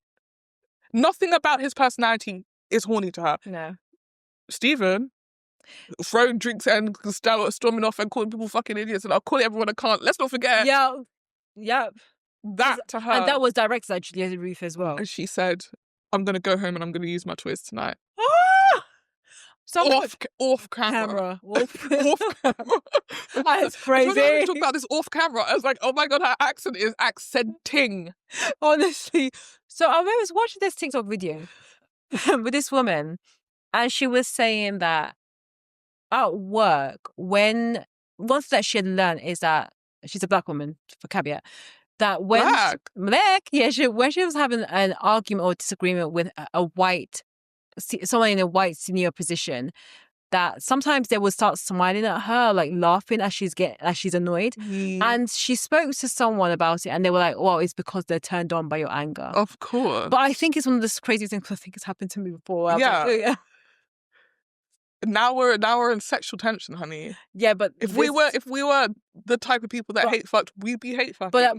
This would be a romance novel about two people who hate fuck each other after every argument at work. Yeah, but I was just expressing I was annoyed. This is my assertiveness with a smile. No, because she's giggling. She's giggling and kicking her feet right now. She's remembering. My feet is here. My feet is like my feet are on the ground. Don't you dare stop lying on for this pod. No, but just when you said that, it completely reminded me of that. On a flip reverse scenario, if Steven's shouting at you and Julia Ruth is like, oh yeah, bring it to me, baby. No, it's not that. In the moment, I think she was really pissed off. Yeah. And then I hate you. Leave this girl alone. Leave this stuff up. No, this is about to be my new accent, so get ready for it. She was really... She really was pissed. And then she went home and then she got her vibrator out and she started thinking, I'm still vexed about that thing, and it got her off. But and now she's trying to connect the dots to be like, maybe I like Stephen. No, you like fighting. Yeah, true. You like fighting, but not Devani. No. But also, I agree with you on she doesn't really rate Nelly, because it wasn't Nelly the one that she was going to get rid of. Yeah. So literally, get rid of the wife to get Stephen. So many things need to be No, actually, I think that was the other girlie whose name I can't remember. The one who's with Joe. Oh, Maeve. Maeve was like, I'd get rid of Nelly, even though I love Nelly. I was like, if you love her, why would you get rid of her? It's like, because you guys deep down do think that Nelly is the problem. No, I think Nelly's the problem because she's still sticking around.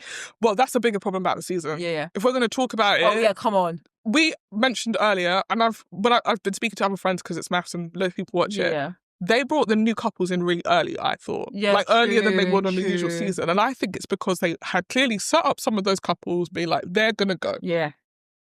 And then nobody wants to leave. So Julia, Ruth, and Devani are done. They need to go. Sarah At the point where you literally physically cannot even bring yourself to call your husband attractive. You guys are not making it. So why are you still here? True, because I think it's the friendship aspect. It's not the friendship aspect. No, not friendship. Not friendship with Julia, Ruth, and Devani. Oh, the others. With the others. Because that episode with Sarah and Dean, where literally people sobbing. The fact that the experts literally forced them to leave. That was influence. That was manipulating them to leave because they both wrote stay. And also, when they were revealed it, and they were like, I mean, we did write stay, like, but you know you have to leave. You know you have to leave now. And honestly, you know, as the producers going like, we've now got 3 couples. There are too many people. We don't have as many. There's literally too many people. We're missing some of these couples' stories to spend time to try and get across all of the drama. You guys are taking up space and you're dead air. And the thing is, nothing's gonna change. You don't find him attractive. He ain't gonna lose weight and get tattoos tomorrow. So like, let's be for real. You're not attracted to him. And even if he had tattoos and had lost weight, I don't think you're attracted to him. If he had tattoos and he lost weight and he was a cunt, then she would like him. That's very scary. That's Steven. I'm so surprised that she didn't try to They should have switched them. Yeah. Imagine the pairing there. Then Nelly would be the villain. Because actually, no, maybe Nelly would be happy. Well, with Dean, yeah, maybe. If you want to be with someone who's going to reassure you. Dean is your guy. You're never going to be worrying about whether he likes you or not. Because Dean will love you down. And then really, we can find out whether or not Dean is a good guy. True. Because there was never even arena to find out. True. What if in that version Dean's like, the thing is, I don't like Asian girls. Oh my God.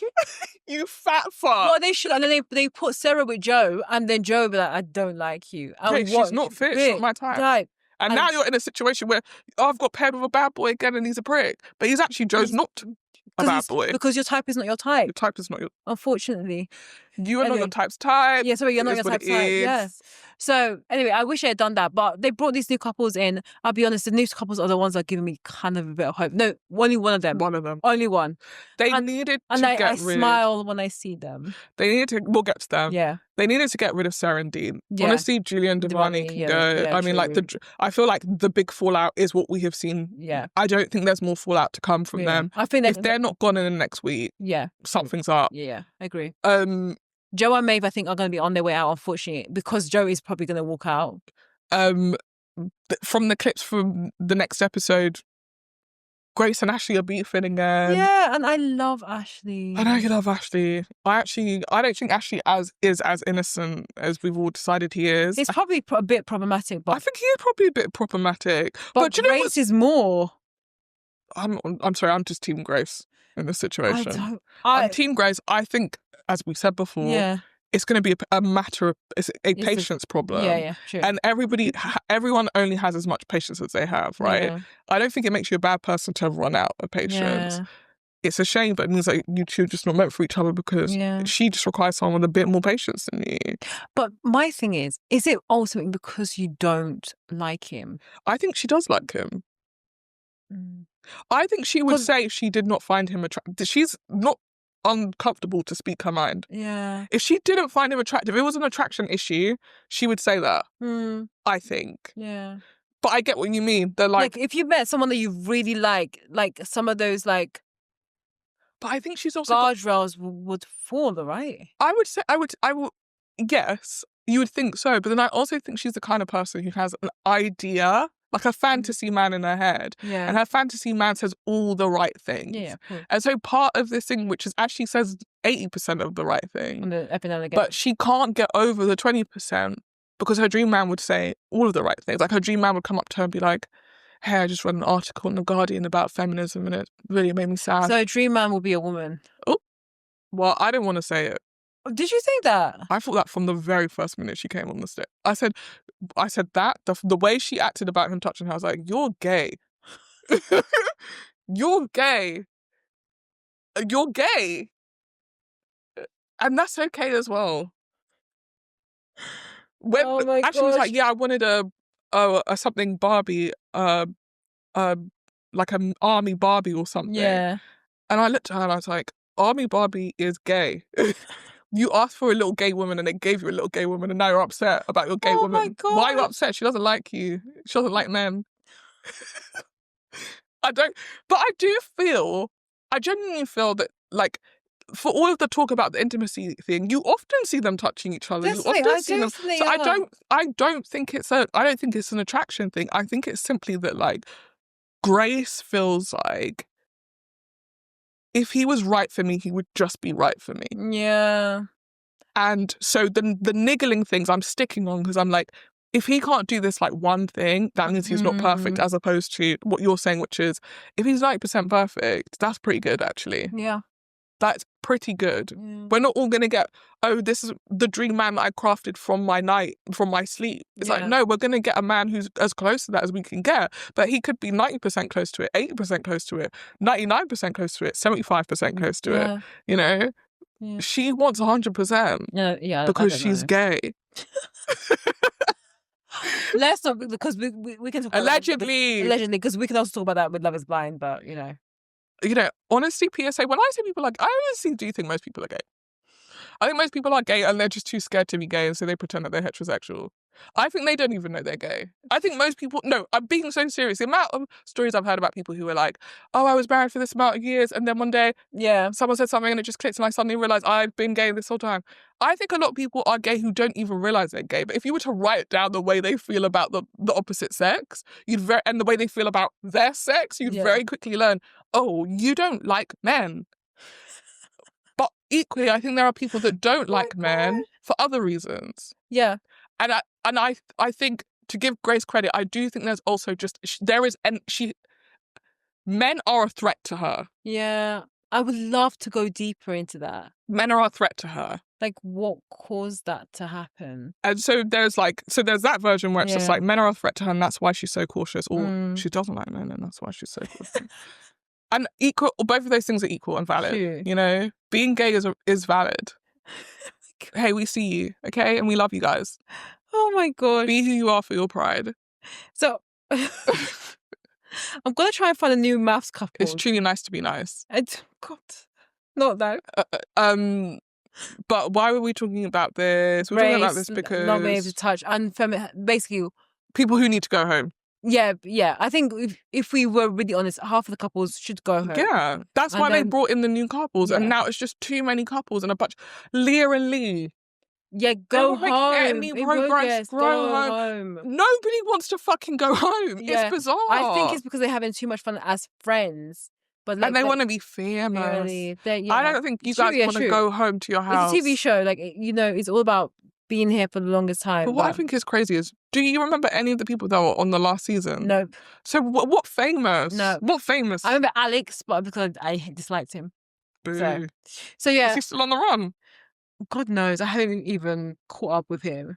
But in those new couples, I think which one is it? Leisha? One of them's called Leisha. Yeah, she's the one that vomited on herself on the plane back from the honeymoon and started chatting to the guy for an hour. Listen, I actually do feel like they didn't need to go so hard on her because obviously once you vomit on yourself, you've already been through it. I don't know why you need to come to the dinner table and tell everyone I did that. Like, have some decorum. Yeah. Is it April and Leo? No, that's the mullet guy. The mullet guy. The mullet. The mullet guy. I don't even know their names. That's crazy. And then the other couple. They look exactly the same. It's true. That's actually quite scary. Very spooky. And then there was the other couple who I really like is the one that just like... he has no neck. Really big eyes. He's constantly He's like, oh my God, hey, hi. I was a bit scared. But he does seem like a sweetheart. It's Abby and the other dudes. Damn. No name. Abby and big blue eyes. He does have big blue eyes. He does have big blue eyes. He does. But yeah, that's a couple that I really like. Everyone else, I like them as well. Everyone else actually could go home because they are. It's just not. It's not given. It's not. I think at the end we're only gonna left with like one couple. It's not given at all, and it doesn't feel like anybody. To go into your point that you were saying about they're there for the friendships. David and Kia might make it.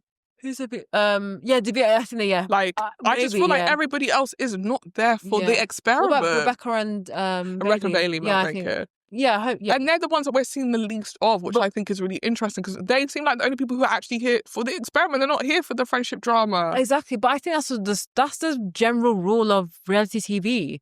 The people that don't have drama, you barely see. But I think the double problem of that is they thought they were going to replace drama with drama, and instead they've just ended up with 6 drama couples. Yeah, true. And then none of the real love that you need in order to sustain. Like, why would anyone apply for the show going forward? Like, why would we keep watching? Yeah. If it's just going to be 12 people who want to be famous, I'd much rather watch 12 people want to be famous do something else. Actually, like it's this called doesn't perfect match. Exactly. Exactly.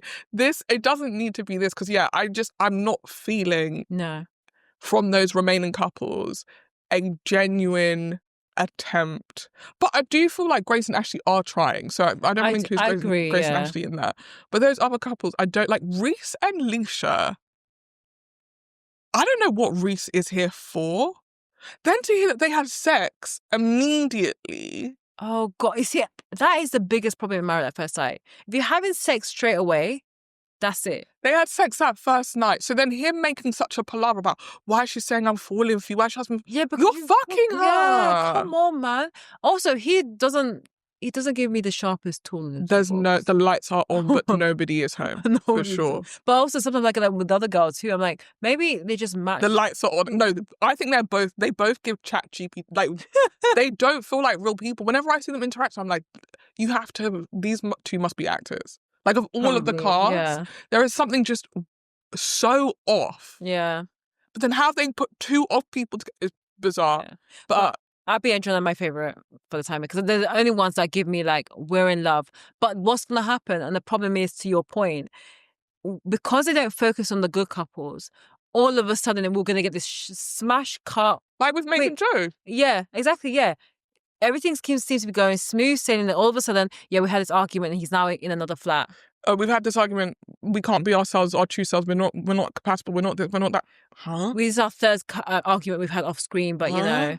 Like, what? What are you cameramen doing? Because you have time to catch that Julia Ruth and Devani conversation, but you've not been able to catch any arguments. I think let's get more people off. Like, let's just free the load. If they bring any more couples on, I will be pissed off. But we don't need any more. They said we're halfway through the experiment. I don't think we're getting any more people on those. Because I think those were the new couples and they just brought them in early thinking that, well, obviously Dean and what's her name are going to go. And they just won't go. Oh, we thought we'll just give it another week of what? Because it's not like you're going to kiss him because you keep on saying, oh, should I just get, like, bite the bullet and just kiss him. You wouldn't want to kiss him. You act like the idea of kissing that man is like someone kissing a turd on the floor. Yeah, come on, yeah. It's like, I don't know. I really don't know. People are built different because my self-esteem couldn't take the amount of bashing that some of these people are going through. And every time he's like, I don't want to be disrespected, but he still sticks around. I think it's the same. That's why I think him and Nelly would have been a good match. True, they love to be disrespected. Nelly, I just want us to get back to how things were and we got, for the 3 days that you knew each other. Yeah. Right. When he hadn't seen anyone else in the experiment. Oh, look, okay. But at this moment in time, I don't have so much hope for Married at First Sight, but it's still relatively entertaining. I will say that. Can I say something that's bothered me? Okay, go on. And then we can move on to Love is Blind. Yeah. I don't like her in the promo, and you might actually be able to speak to this. Yeah. Obviously, Nelly wore a traditional outfit. Yeah. But in the poster, they've got her in this like white wedding dress, and I don't know why it bothers me so much because it's like you must have asked her to go put this dress on for this promo because this is not what she wore. Yeah. So why couldn't she have just? I get it. All the women are in white, the men are in their suits. Yeah. But you found her a white one to put on or something? Like, I don't know. It's weird to me. That's a very good point. So it's quite interesting when. It actually depends on when the photos were taken. Oh, sorry, I forgot. And the other girl, he had a black dress. Yes, true. Yeah, and the other girl, yeah. So it depends on when the photos were taken and also what the motif was. I have a feeling they were probably encouraged to wear, all the women were encouraged to wear white because, again, it's supposed to be a very clear and quick read that these are the brides and these are the grooms. Because actually, that other girl wears a white trousers. Lee. No, they both wore dresses. Did they both wear dresses? Yeah. Someone at Channel 4 needs to speak up because that's odd. Usually, no, you're right. I think but what you just said about the promo being separate, it feels like the promo, they had them wear different outfits for the promo. Yeah. And then, so what could have happened, especially given that it's Married at First Sight, you're not supposed to actually see any of the contestants. They could have had the photo shoot. Actually, no, they could have had the photo shoot, but actually afterward. They could have. Yeah, because by this point, everyone knows the cast. And then put all the women in white dresses, all the men in suits. Just to have that ensemble photo, which you see, that ensemble photo is infamous for reality TV. You see it with Love Is Blind, you see it for Love Island, etc. So that could have been the reason. But yeah, you're right. It shouldn't be reflective of the show. Yeah, but I have a feeling that I think it was more of a creative decision to keep everything uniform. Yeah, it's probably that the reason that makes the most sense. Yeah, but it just bothered me because I'm like, why can't she reflect her heritage? Why can't she wear that that she wore? Yeah, she looks stunning in that. But I think she looked so gorgeous. I just feel like, I don't know. It feels weird. It feels like erasure. But if we're going with what you're saying, and they shot this promo after the fact, maybe Nelly was like, I'm not going to wear mine really. I don't know. Yeah, you're right. We need the poster to just look like wedding dresses, so just put a wedding dress on. Because even actually in the actual promotion that they've done for Married at First Sight, they're not using anyone from the actual cast. If you've seen some of the posters out and about, they're using like these random actors, and it says Married at First Sight, and it has like a tagline to it, and that's how they've been able to promote it. But that was before the show started, before we knew who the contestants were. Okay. Then they used those ensemble photos and the solos for things like Radio Times and Press and stuff like that. But interesting. Yeah.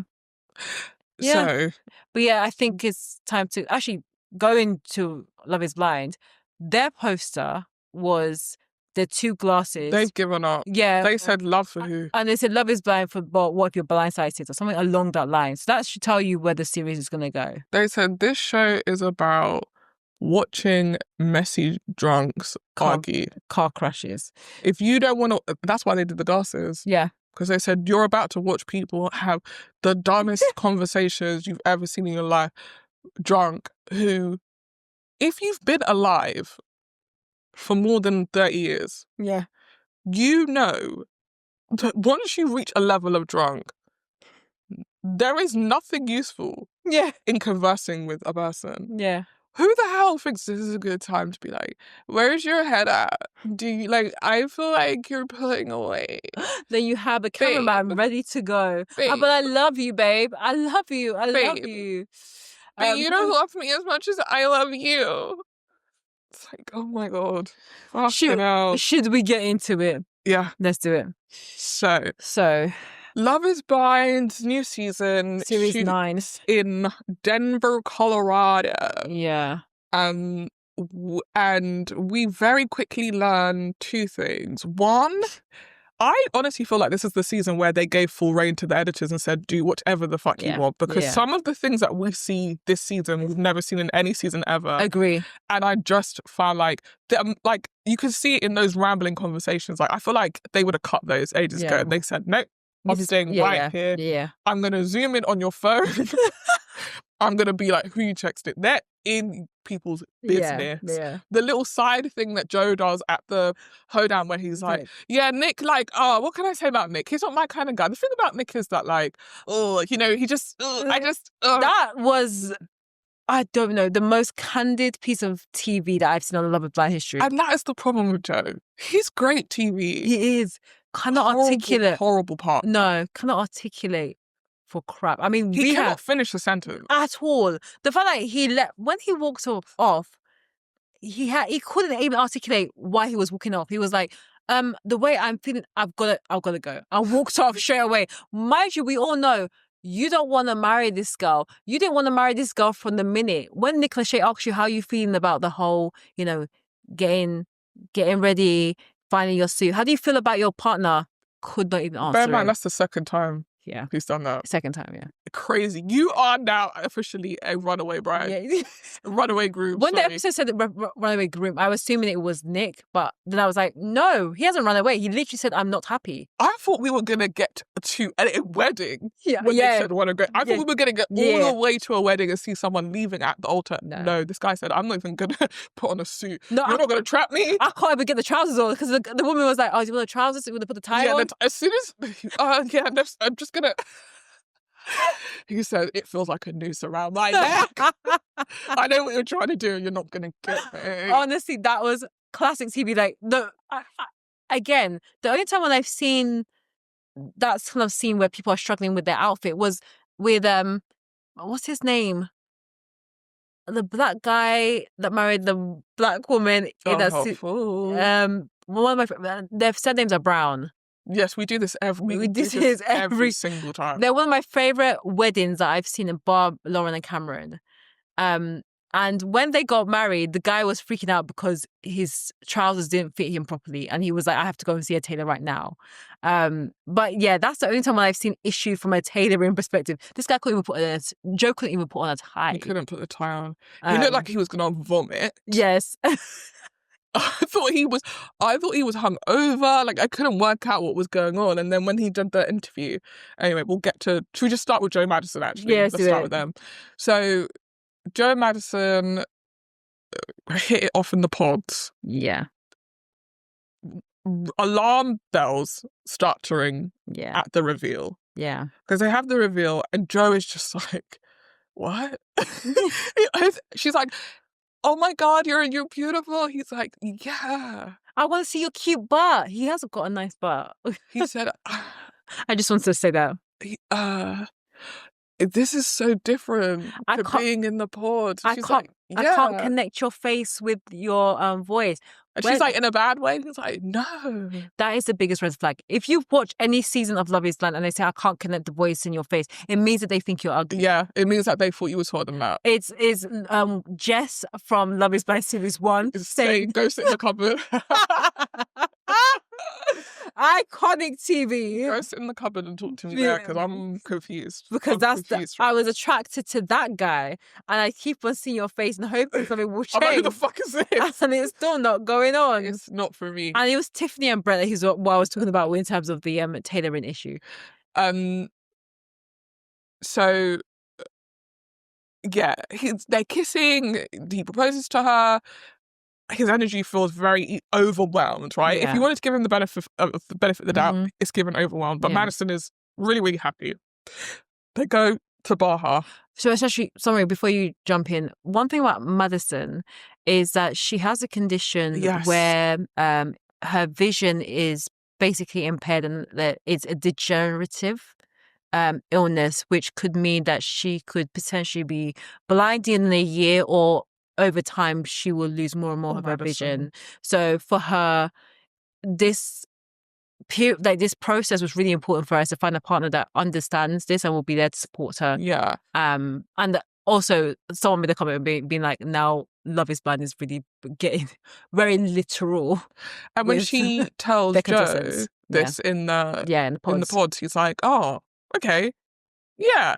I mean, that's manageable. Yeah. It wasn't necessarily arousing, like, I can't wait to take care of you in your old age, but it definitely wasn't a, whoa. Yeah. This has made me look at you different. LOL look. But, which you won't be able to do soon. But they rip your eyes out. Sorry, that is actually very, very sensitive. We do not mean that in any words. No, but literally though, it will be rest in peace her eyesight. It will be, but hopefully that will not happen anytime soon. Yeah, not anytime soon. No. So they go to Baja and to the camera, but they're like fooling around in the pool, and you know, Madison's still like, what do you think? Like, you know, you're getting used to me. And he's like, yeah, it's still taking time. And then to camera, he's like, I usually date thinner women. And look, if I be transparent with you, like, Madison isn't that big. She's not big. She's not thin. She's not thin, but she ain't big. And the second key thing is Joe isn't slim either. Joe fat. I think he's a bigger boned dude. He's hench. I don't think he is. I don't think he's super slim though. I think he's slim. She's saying Joe fat as hell. I don't think he's fat. No, I don't think he's fat at all. But I just think that he's not thick. Jordan is thick. No, he's not thick. He's not thick. But I just. You think Jordan? Yeah, actually, no, Jordan is. Jordan goes to the gym. Jordan is thick. But I thought that Joe is quite hench in himself. Joe is not. He's not anywhere near as thick as Jordan. When they was like. When was the time when they didn't have their shirts on? Didn't he have a bit of a... No, he didn't have a dad's bod. He doesn't. He's like thin. Okay. I think. Yeah. He might. This is Joe listening to this. Yeah, no. How dare you? I'm a thick boy. Yeah. He wasn't thinner than Madison. Yeah, I agree to that point. He's not thick. Yeah, okay. And he... Yeah, I agree. So yeah, the point you were going to make off the back of that. So, on that... Yeah, I was basically saying that I don't think Madison is that big. And also, I felt that they actually were very suited body-wise. If we're going off that. But the other thing that I noticed that alongside the thinner comment is the fact that he didn't seem to really support Madison. Like, when they were in the pool, that same scene, and of course, because her vision is impaired, she was trying to get into the pool and get down the steps. And there's some lights in the water, but it's not super clear. This woman almost fell in and dropped. And he was like, oops, I should have helped you. Yeah, he said, I forgot about you're blind or whatever. That was basically pretty much, yeah. I forgot he was blind or whatever. So you could just tell straight away, it's like, Madison is way more invested in this relationship than Joe was. I don't understand. Sorry, jumping ahead just a little bit to how the things end between them. Why he came on this show. Agree. I don't understand why. I don't know what he came here looking for, but it didn't give looking for marriage. Apparently he's got a podcast and he was trying to promote it. Well, as two people who just said that he is great TV, maybe this is the first time I've been influenced and I will be listening to the podcast because he's very entertaining. He is, very much. But this isn't I have to believe that you're a bad person if that's how you choose to waste someone's time in order to promote your nasty little podcast. Yeah, true. Which I don't know if it's nasty, but it must be. For you to do that, you're a nasty man and you make a nasty little podcast. No, I agree with you. I had no idea why he was there or what he was looking for. But again, it goes back to the thing that we've discussed at length when it comes to these dating shows, is that the women that apply for these shows and the men are picked because men don't apply for Love is Blind. They come to see if this is gonna kind of work because it's an experiment. So it means that... Do you think the men applied for the first season? I think they did, yeah. Well, actually, Cameron, from what I remember, I think he was someone reached out to him because I remember when he said that, I was surprised. He just a random That's dude? The thing. That's why I was really surprised. I was like, you're some random old ass dude. No, I mean, scientist or whatever the fuck his job was. And someone said you. But maybe they were recruiting for that area, because it's very area specific. And they somehow landed on him. Yeah, no, it's random. Yeah, but also you wanted normal looking people. You don't want influencers. I'm not saying you don't, but what I'm saying is it's so, if you're going to normal people, and even if you said I'm going to go to normal people in Elephant and Castle, yeah, true. What is the likelihood so they'll pick someone that then ends up genuinely falling in love and marrying someone? That's the magic of the show. That's the magic of series 1. The magic. Who would have thought? My thinking is that they must have applied because maybe that's the difference. If you're coming onto the show, you want to get married, and there are other people that want to get married, you're probably more likely to get married. If you've heard how Cameron came on the show, please correct us in the comments. Yes, but I'm sure if he was selected, because I remember thinking, that's odd because you are not that famous. Laura, for instance, she had a following before she had a bit of a following before she came on Love is Blind. But they didn't reach out to her. But I think she applied. I'm assuming she applies. Either way, it's a common practice for the men to be picked out. I've had experience. No one's reached out to me for any dating show. Should I be worried? My sister got reached out to. I told you. For Love is Blind? Not Love is Blind. Love Island? It was just a show, but I don't know what the show was. Yeah. But I just think it's just really interesting that it is very much commonplace. When I was working in a particular company, a similar thing happened where they didn't have enough men in terms of the contestants, so they had to do a bigger search for men. That was like a key thing. It was like, we don't have enough male applicants. And that's why people can sue the company. True. Because if you're reaching out to men and then that man ends up harming me, guess what? It's your fault. It's your fault. Because also, you're all just basing this on someone's IG. Yeah, 100%. And we know what IG can be. So. A con. Yeah. So then something happens between these two, which I actually think is worth talking about because this is a theme throughout the season, actually. They go to the mixer and Joe gets so drunk that he is incoherent, right? And I heard a lot of people be like, oh, your man's drunk, just leave him alone. I've known you for 2 days. Yeah. I don't know whether you are okay, whether you're not okay, whether you need to be left alone, when you don't need to be left alone. I don't know you. So if we're all okay 1 minute and then I go, hey, do you want something to eat? And you're like, why?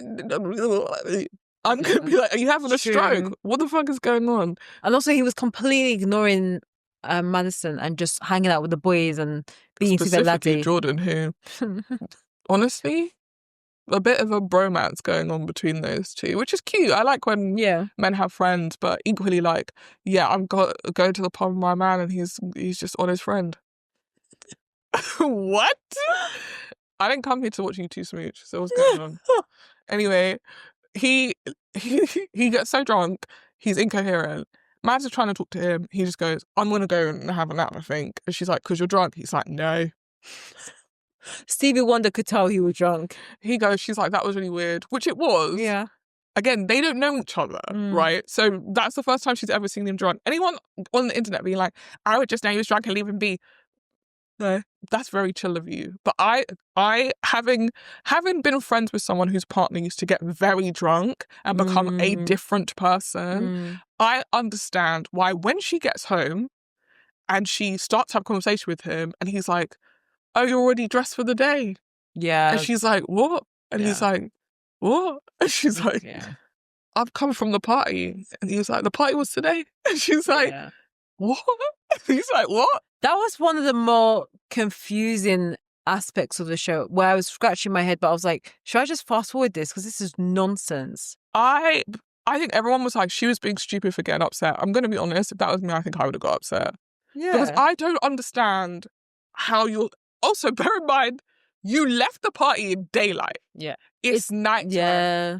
I've come to the house. You're actually still drunk is the problem. It's not that, he was having a nap and then he woke up and he didn't know what was going on. That man didn't know if it was night or day. Yeah.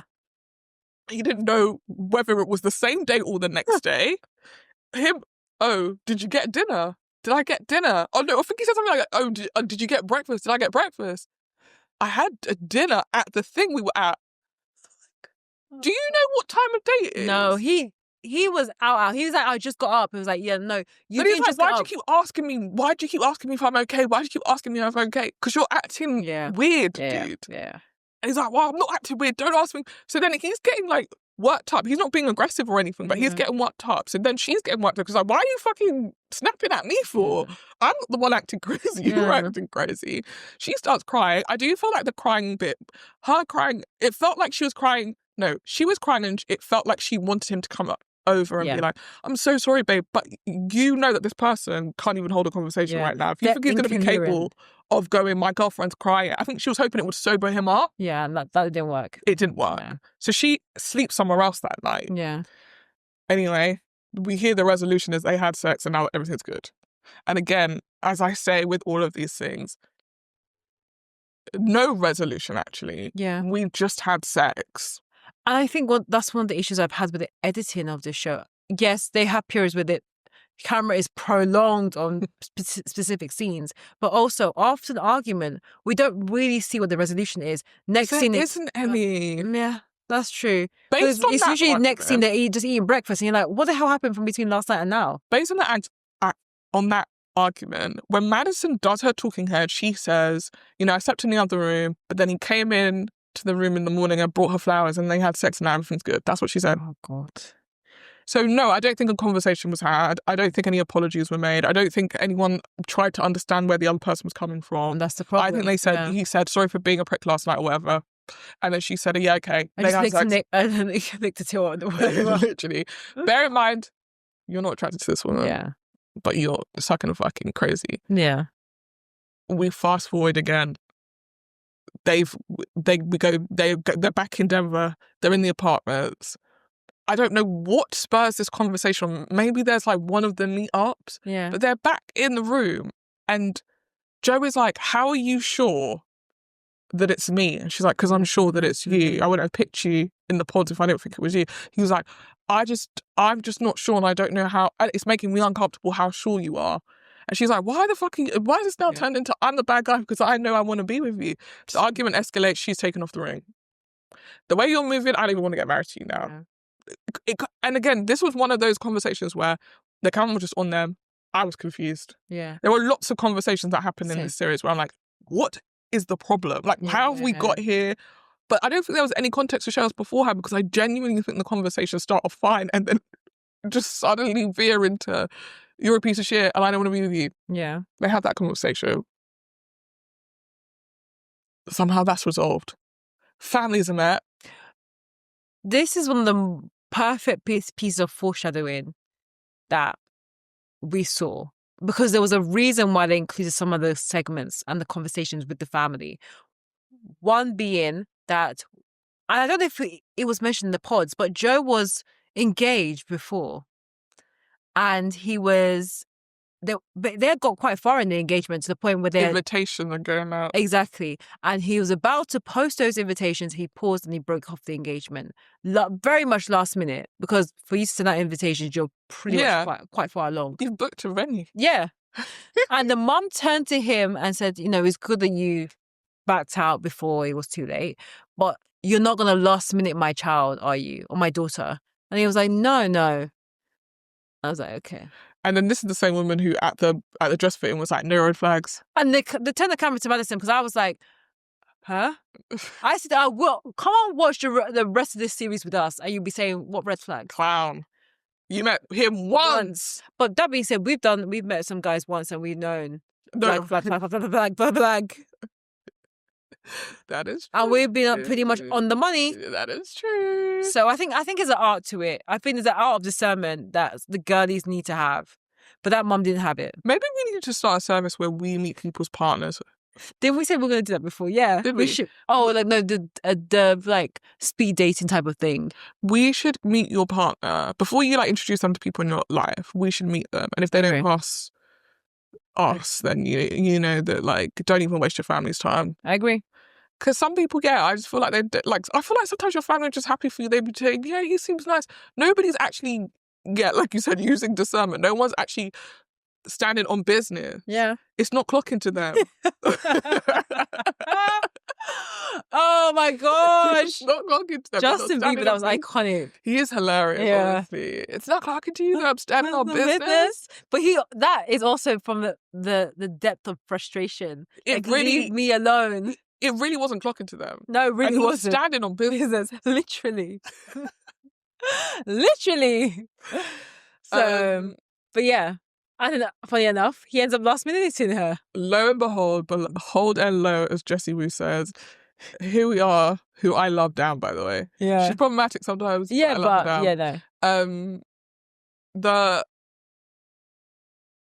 They don't even make it to the altar. They go to the fit. They try on your suits. This man said, gets in his truck and never comes back. Literally. Actually, allow it. He does come back, but not to the dress fit place. No. He gets in his truck. Why is he coming to the... It's even him coming to the dress fit in his own truck is given. I was ready to leave. Yeah, true. Because on the TV show, they have cars. They're going to collect you from that place and bring you there in their cars. You're not just turning up to the dress fitting as of when you feel like it in your own truck. Yeah, my favourite thing is when he's walking past his friends. The friends the friends he brought. Looking at him out the window is crazy. Like, oh, where's Joe gone? No, wait, Joe's gone. He's in the truck. He's getting in the truck. Literally on the phone, be like, Joe's literally getting in the truck right now. If I was your friend and you dragged me somewhere to a bridal shop and then let me... And now I'm on camera looking like a fucking bug. And she walks out, I'll be like, get me my taxi, get me my truck. Because also that's their ride.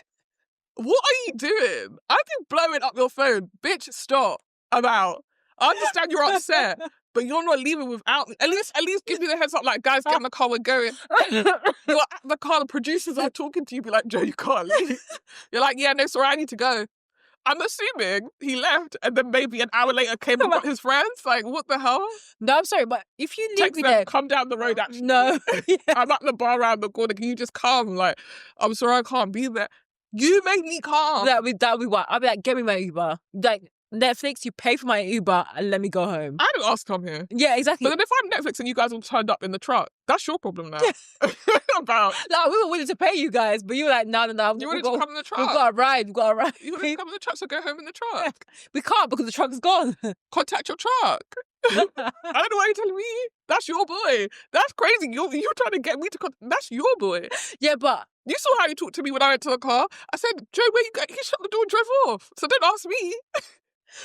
Oh my gosh. Yeah, no, to what, perfectly honest, that part was wild because I was like, look, he must be short-circuiting so much for him to be like, forget my friends, forget everything. He could have literally sprinted. The only thing that would have been the cherry on the cake of that scene is if he had sprinted past the friends, sprinted past security, hopped in his car, pulled out, run one of the producers over, run over the producer again, and then left. Oh, because it was giving Wile E. Coyote cartoon scene. No, it was like that man was stressed. Get me out of here. He was stressed. He couldn't even sit through the talking head. No. Oh, I've never even seen someone get up out of that talking head before. He's like, I can't do it. He was like, what does today mean to you? He's like, it means I'm gonna die. Yeah. He literally, the thought in his head was, I'm not gonna make it. I'm gonna pass away. You need to leave. Wow. Do you know what? I wish some men had that conviction. Because you know what? Conviction? Why did you go down the journey if you had conviction? If you knew you didn't want to get married, why did you do this? No, but save the women now. Have the conviction and the nervous breakdown that you don't want to marry her versus you go to the aisle and then disgrace her, or you go to the aisle, marry her and then disgrace her during the marriage. But I feel like you still disgrace me because why are you acting like that at the thought of marrying me? True. You know, you could have just been like, I'm not feeling it. At any point, to me, you could have said, I agree. I'm not feeling it. You could have broken you to run away from the dress fitting. Yeah. Like someone has a gun to your head at the thought of marrying me. Yeah. He could have done a Casey. Called her out before they left. Hey, babe. Before the honeymoon and said, look, I just feel like I can't do this anymore. Mind you, you're not attracted to her. Mind you, I'm hopped up on you, legs wrapped around you, talking about, babe, snogging the pants off this man's face. Crazy. And then the camera's like, I just don't see myself ever being attracted to her. What is going on in the state of Denver? What is going on in the state of Denver? Is it state of Colorado, state of Denver? State of Colorado. Yeah, what's going on there? In the house of Denver. In the house of Denver. What is going on? Because that one was wild. Maybe we can move on to Patrick and just Patrick, Casey, Anna, Blake. Yeah. All that. One last thing to say. Yeah. Madison, he eventually has a conversation with Madison where he's like, I can't marry you. And she's like, why the fuck didn't you say this before? And he's like, I don't know. And then she ends up saying to him, I just want to thank you for going on this journey. You crazy. are a clown. You're crazy. That was a man who has wasted your time and disrespected you for nigh on 2 weeks is looking you're gonna look him dead in the eye and be like, I'm just saying. Thank you. I think she's thinking in her head, there's a chance that we'll get together after this. And he said, no, you're lucky we got this far. He actually said those words to her. We have only got this far because of the show. Yeah, that's actually wild.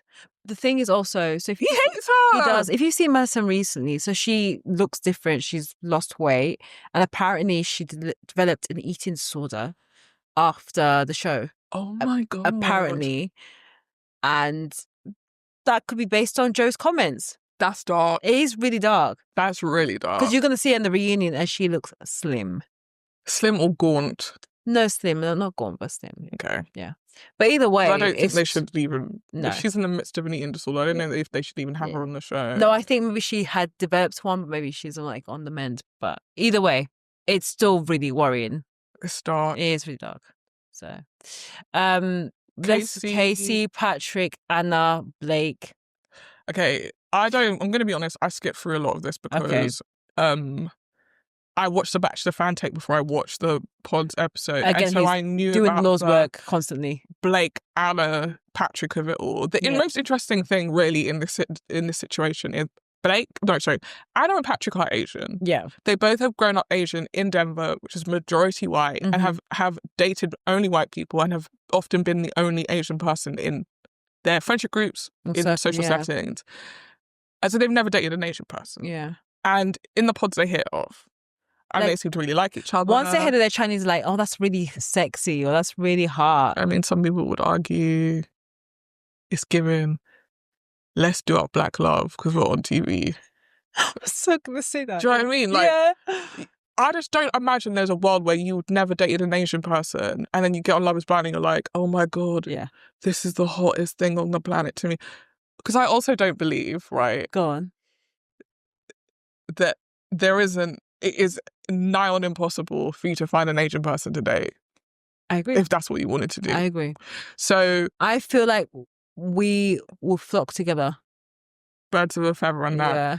Do you know what I mean? So it's a deliberate choice. Yeah. And I just feel like rather than people always blaming it on, there was no Asian people, there was no black people. There was. I just didn't want to be with those people. Yeah. And I date white people and I find that hot. Because that is the root of the problem here as well. Yeah. Anna is talking to Blake, who is white, probably more her speed, more like her exes. Patrick is talking to Casey, but he actually likes Anna more than Casey. Anna is divided. She's torn because I think her brain is saying the story that will do well is Patrick and Anna. Yeah.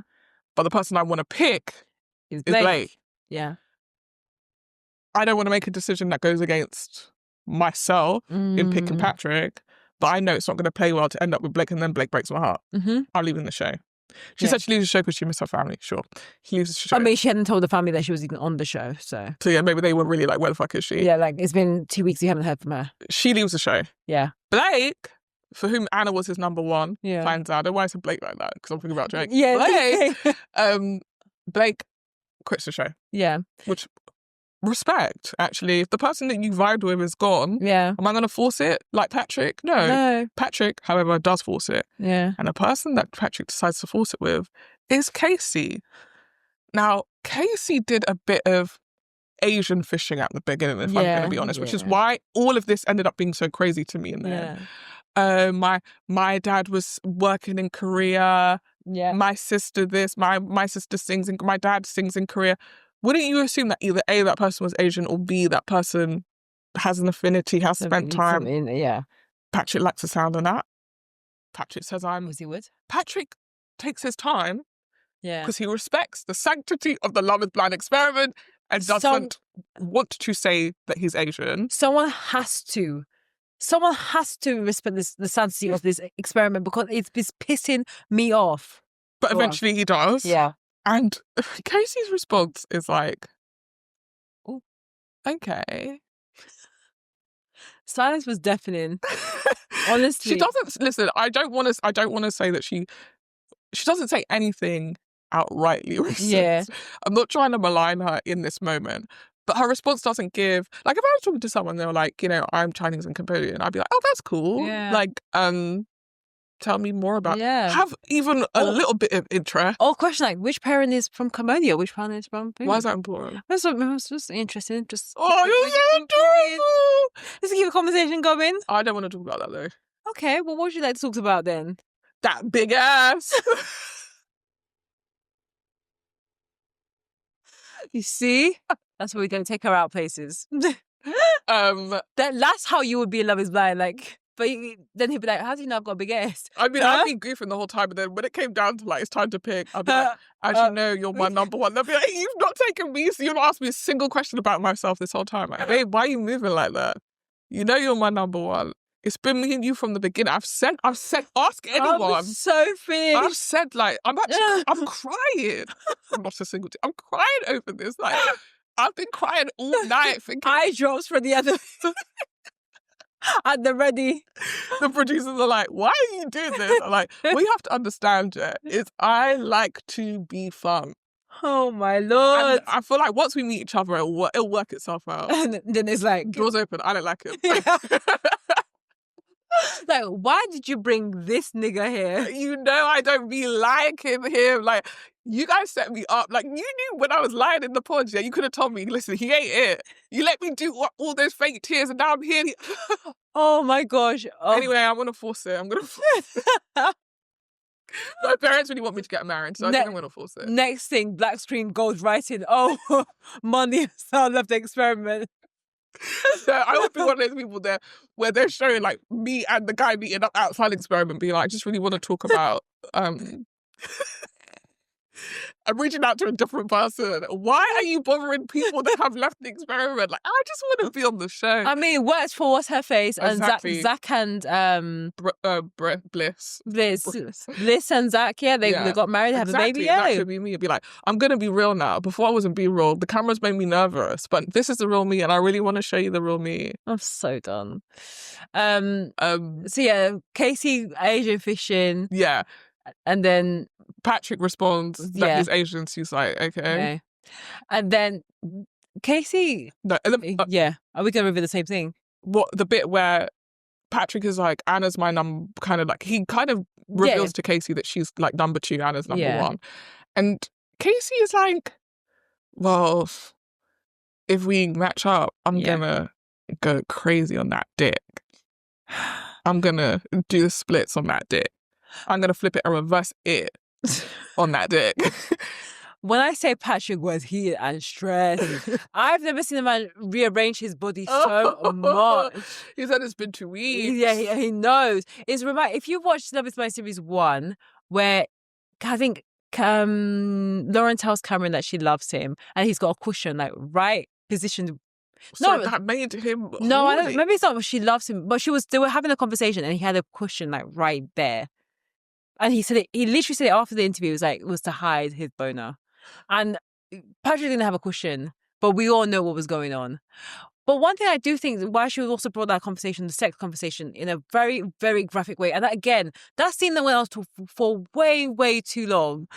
But she had also mentioned something about her boyfriend, an ex-boyfriend. Yeah. And the ex-boyfriend... I don't think she even said he was her ex. It was her boyfriend that was at home. Crazy. That... she had been reached out to for another Netflix dating show. I'm assuming something's like Too Hot to Handle. Oh, people are saying online that it's MAFS. No, but I thought it was someone said it's another kinetic dating show. So maybe it could be MAFS, yeah. And then her boyfriend said that, she should go on the show. So, to get her money out, get her some clout. And she either she didn't want to or, she basically questioned why he wants her to go on the show. And then Patrick was like, so you're telling me that you're on this show because your boyfriend says that you can go on the show, or your boyfriend... To get your money. He's waiting for you at home. Yeah, so your boyfriend knows that you're on this and he's happy that you're on the show. And then that's when she starts to see the shift on him realizing that she... Isn't legit. Yeah, and that's when the sex conversation happened as well. And then he said, oh boy, I'm so horny. I'm gonna say, marry me. Are you crazy? It was wild.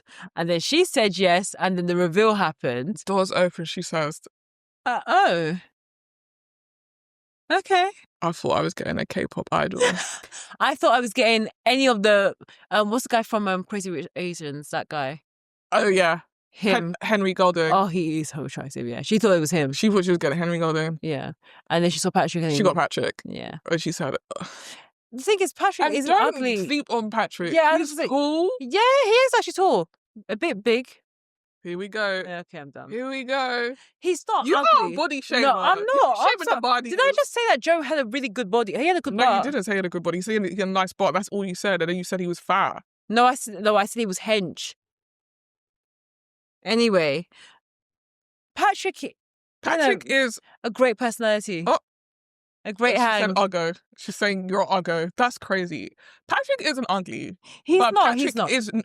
But I will say this: Patrick looks Asian, and if you don't like that, you're not gonna like Patrick. And I think she was expecting an Asian man that was like white passing. Yeah, that's what she was expecting. I hate to say it, but it's true. She heard mixed, and she didn't think she doesn't know where Cambodia is on the map. So she was thinking, oh, Cambodia sounds a bit like, Ambrosia, which sounds a bit like Ireland. I don't know. Custard. Yeah. White. And she did not know that Cambodia is also an Asian country. So basically, you are getting a fully Asian man. Yeah. And she said, oh. I do think that Patrick, with the right groom and the right tools, I think he could be really hot. I'm sure Patrick has had a lovely glow up. I'm sure we'll see him at the reunion. Not like that Jimmy glow up.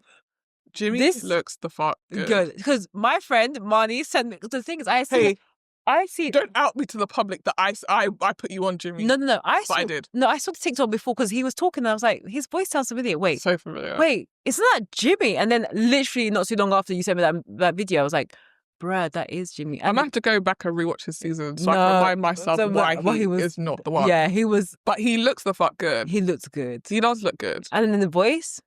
The voice was actually good before. That's why she went with him. She heard that could have been AD's baby daddy. That could have been AD's baby daddy. She fumbled it. Actually, no, because the vision wasn't there. But if she couldn't see it. She could have wife affect him. She could have. She dragged her feet. Honestly, who's he with now? Because she's done the Lord's work. Texting. Who are you with now? Who are you even dating now? No, but he looks good. So give it a year. Patrick may be on the same trajectory. Why do you feel like it's going to take him a year? The show recorded a year ago. You don't know what he's on. Okay, so at the reunion, I can't wait to see how he looks. Yes, let's see how he's reunion. I think he's going to look good because I feel like Casey really... The thing with the Casey Anna situation for someone like Patrick who clearly has a lot of insecurities about being Asian, I actually really feel for him on that because that's stuff that you can only work through on your own. What Casey does to him, sorry, we haven't even got to that. Casey, they do the reveal. Yeah. Propose. I'm so happy. She's just talking about the ring the whole time. The ring looked good. The ring looked the fuck good. I look good with the ring. Again, that's a big sign. Time to go to Baja. Pause. When now the shot is at the woman's hotel, you know that's a problem. We're at the hotel. Yeah. She looks distraught. She's like, I can't do this. I can't be with Patrick. Patrick deserves someone better than me. When people start giving you deserve someone better than me, it's giving... Your butters to me and I don't want to be with you. Anyway, they've got Patrick in like a corridor being like, Casey's great. I really like Casey. I think Casey and I are going to make it to the end. Like, they really clown the fuck out of him. Meanwhile, Casey and them being like, I'm not attracted to Patrick, nor will I ever be attracted to Patrick. They bring Patrick in. She's immediately crying. If you want a lesson in white women tears... Oh. They're trying to I can't go to Baja, I just can't. He's like, okay, we don't need to go to Baja, we can stay here. He's like, no, you don't understand, Patrick. I can't do this. And he's like, well, we don't need to go to Baja. And she's like, you don't get it, Patrick. I'm not good enough for you. And he's like, I mean, are you breaking up with me? She's like, Patrick, just answer the fucking question. Then she goes, I can't go to Baja, but they're making it look like I'm a bad person. He's like, but you're not a bad person. Because 100% she knows her breaking up with Patrick will mean people will think she's racist, she doesn't like Asians. Which it is the case. That's what's crazy. You opened your mouth. This is the thing. They played the footage. They said, you're not going to make us look fucking stupid. Yeah, true. We're going to play the footage. And you said on the footage, I am not attracted, nor could I ever be attracted to Patrick. Yeah. This is not even one day. Yeah. Most people, as much as we clown Jessica in season 1, she went all the way with that man. And when she knew she did not like him. True. She tried her best. You've not even made it out of the hotel talking about, I'm never going to like him. I'm never going to like him. That was wild. And then I think it's not funny. It's kind of sad because Patrick goes in his talking head and is like, look, what did she tell you? What did she tell you guys about this breakup? Because, I'm looking forward to seeing her when we're back in Denver. And then that's when the smash cuts to actually what she does say, which is, I just don't like him.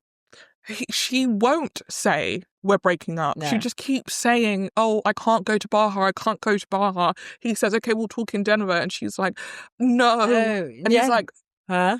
Well, not immediately, but like a couple of days later, she's like, are you breaking up with me? Are you breaking up with me? Yeah, she's like, no, I'm not breaking up with you. But Patrick, I can't do this. Oh. It goes on for so long. Like, it's agonizing. And as she's speaking, as Patrick's like, oh, I think we're going to have a connection outside of this. She's wrapping her legs around him. He's walked out. You think it's done. Because she's gone round around the house is enough now. You think it's done. She's walked out. She comes running out. Again, she thought she was getting her Oscar moment. Yeah, she does. Running out, jumps on him like you would a partner that you've not seen in years, wraps her legs around him, starts nuzzling into him, they're kissing. And she's like, it's just so hard, Patrick. It's going to be so hard to be away from you because I love you. Yeah. I love you. And he's like, oh, I love you too. I'll see you in Denver. And she's like, Patrick. Because she knew that's the last time you ever going to see my ass again. She wouldn't even give him her number, by the way. She wouldn't give her number to him. We'll figure it out when we get to Denver. Oh my gosh, she was done. That's that. Patrick is out the show. Yeah. And then Casey is out the show. Yeah. And then when it comes to the couples reunion later on, we find out that Casey, did she block his number or she just never she won't give him the ring back, which I'm starting to think they paid for the rings out of their pocket. I think because Anton makes a comment about like the ring being $5,000. So I think maybe that Netflix gives them like a certain benchmark, and then if they want a really nice ring, they have to pay more. Buying a $5,000 ring for a woman you don't know is insane. But you have to have the hope that it's gonna last. No, I would make you take that back ASAP if I didn't like it. Baby, this is so nice, baby. But when we get married, we're picking a different ring. But so yeah, rip Patrick. Yeah. And then when Patrick and Anna do meet at the couples meeting, it's a really weird conversation, but I actually kind of agree with Anna. She was like, Patrick was like, look, you were my number one. You were always my number one. And she's like, how am I your number one if you weren't going to get engaged after I left? Fair. I couldn't have been that much of your number one. But also you weren't, obviously wasn't your number one. True. And then she was like, look, I also was talking to Blake. And he was like, well, yeah, in the same breath, you were speaking to two people. I was speaking to two people. But I think it was the fact that he really emphasized that Anna was the one. And I believe that he did, like, Anna was his number one. I'm with Anna as well. I don't understand why he proposed to Casey. I think he proposed to Casey out of desperation. But why are you desperate to get married if you do not feel a spark with her in the way that you felt a spark with someone else? True. You wanted to be on the show. And I feel like Casey, to him, I think going back to the self-esteem thing, there's a part of him that felt like if I'm walking down the aisle with someone like Casey waiting down at the end of me, I get to prove to everyone who's made me feel small and insignificant for being Asian that I can get a white blonde baddie. True. That is true. She's not even that bad. No. She definitely thinks she's badder than she is. Yeah, but it was a rude awakening. Ooh. But yeah, actually, speaking of that love triangle, there was an extra arm or extra leg to that with Blake. Now, Blake was speaking to Sparkle Megan. We're not calling her that. No. We're not calling her that. He was speaking to Megan. He was speaking to Megan. And actually what I found quite interesting in the editing, but also how they positioned it in the show, is that when Blake left, Megan basically got ghosted, which feels so synonymous with dating in this common age. To see the ghosting happening on Love is Blind, which we've seen before. It was the same with Patrick and Anna, though, right? True, he went to the date and just no one was there on the other side. True. But having two people leave within the pod section, I think, is the first of its kind in this year. And then, then you had the ghosting aspects of it. But should we move on to Megan, not Sparkle Megan? Yeah, so Megan is talking to... Well, Megan... Should we even talk about Mike? I don't even think he's worth talking about. No. So Megan matches... He's the Asian that I think Casey would have been up for. It was interesting because I thought...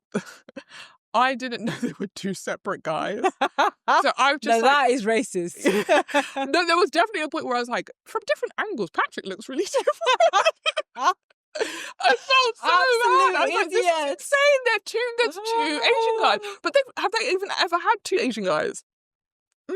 I'm sure they have, but not in like the running. Yeah, it was like, this is a rarity. That's why my brain was like, no, it must just be one Asian guy that they keep showing from different angles. I apologise to both Mike and Patrick for that. But Mike, I agree. Mike is like well off and arrogant, and clearly a lot of people told him that he's fit. Yeah. Sure. And it's not ugly. He's not ugly, but he's actually, his personality does make him ugly. Yeah, I agree. He's just, I think he has an ugly personality. Yeah. So Megan anyway ends up with Jordan. Jordan is a single father. He has a son who is 5, called Luca, who has type 1 diabetes. Meghan hears this and she's like, my dad had diabetes. Which, again, weird reason to marry someone. I agree. But obviously they have other things in common. And she thinks he's funny. And I think he's hilarious. He's, honestly, I think the most well-adjusted of them, maybe because he's a dad and he's like an actual dad and not like, oh, I have a kid, but I'm going to lie to you and tell you I don't. And then at the reunion, you're going to pretend you knew about the kid the whole time. Oh, not dragging Ashley at the same time. Kids, plural. Kids, multiple.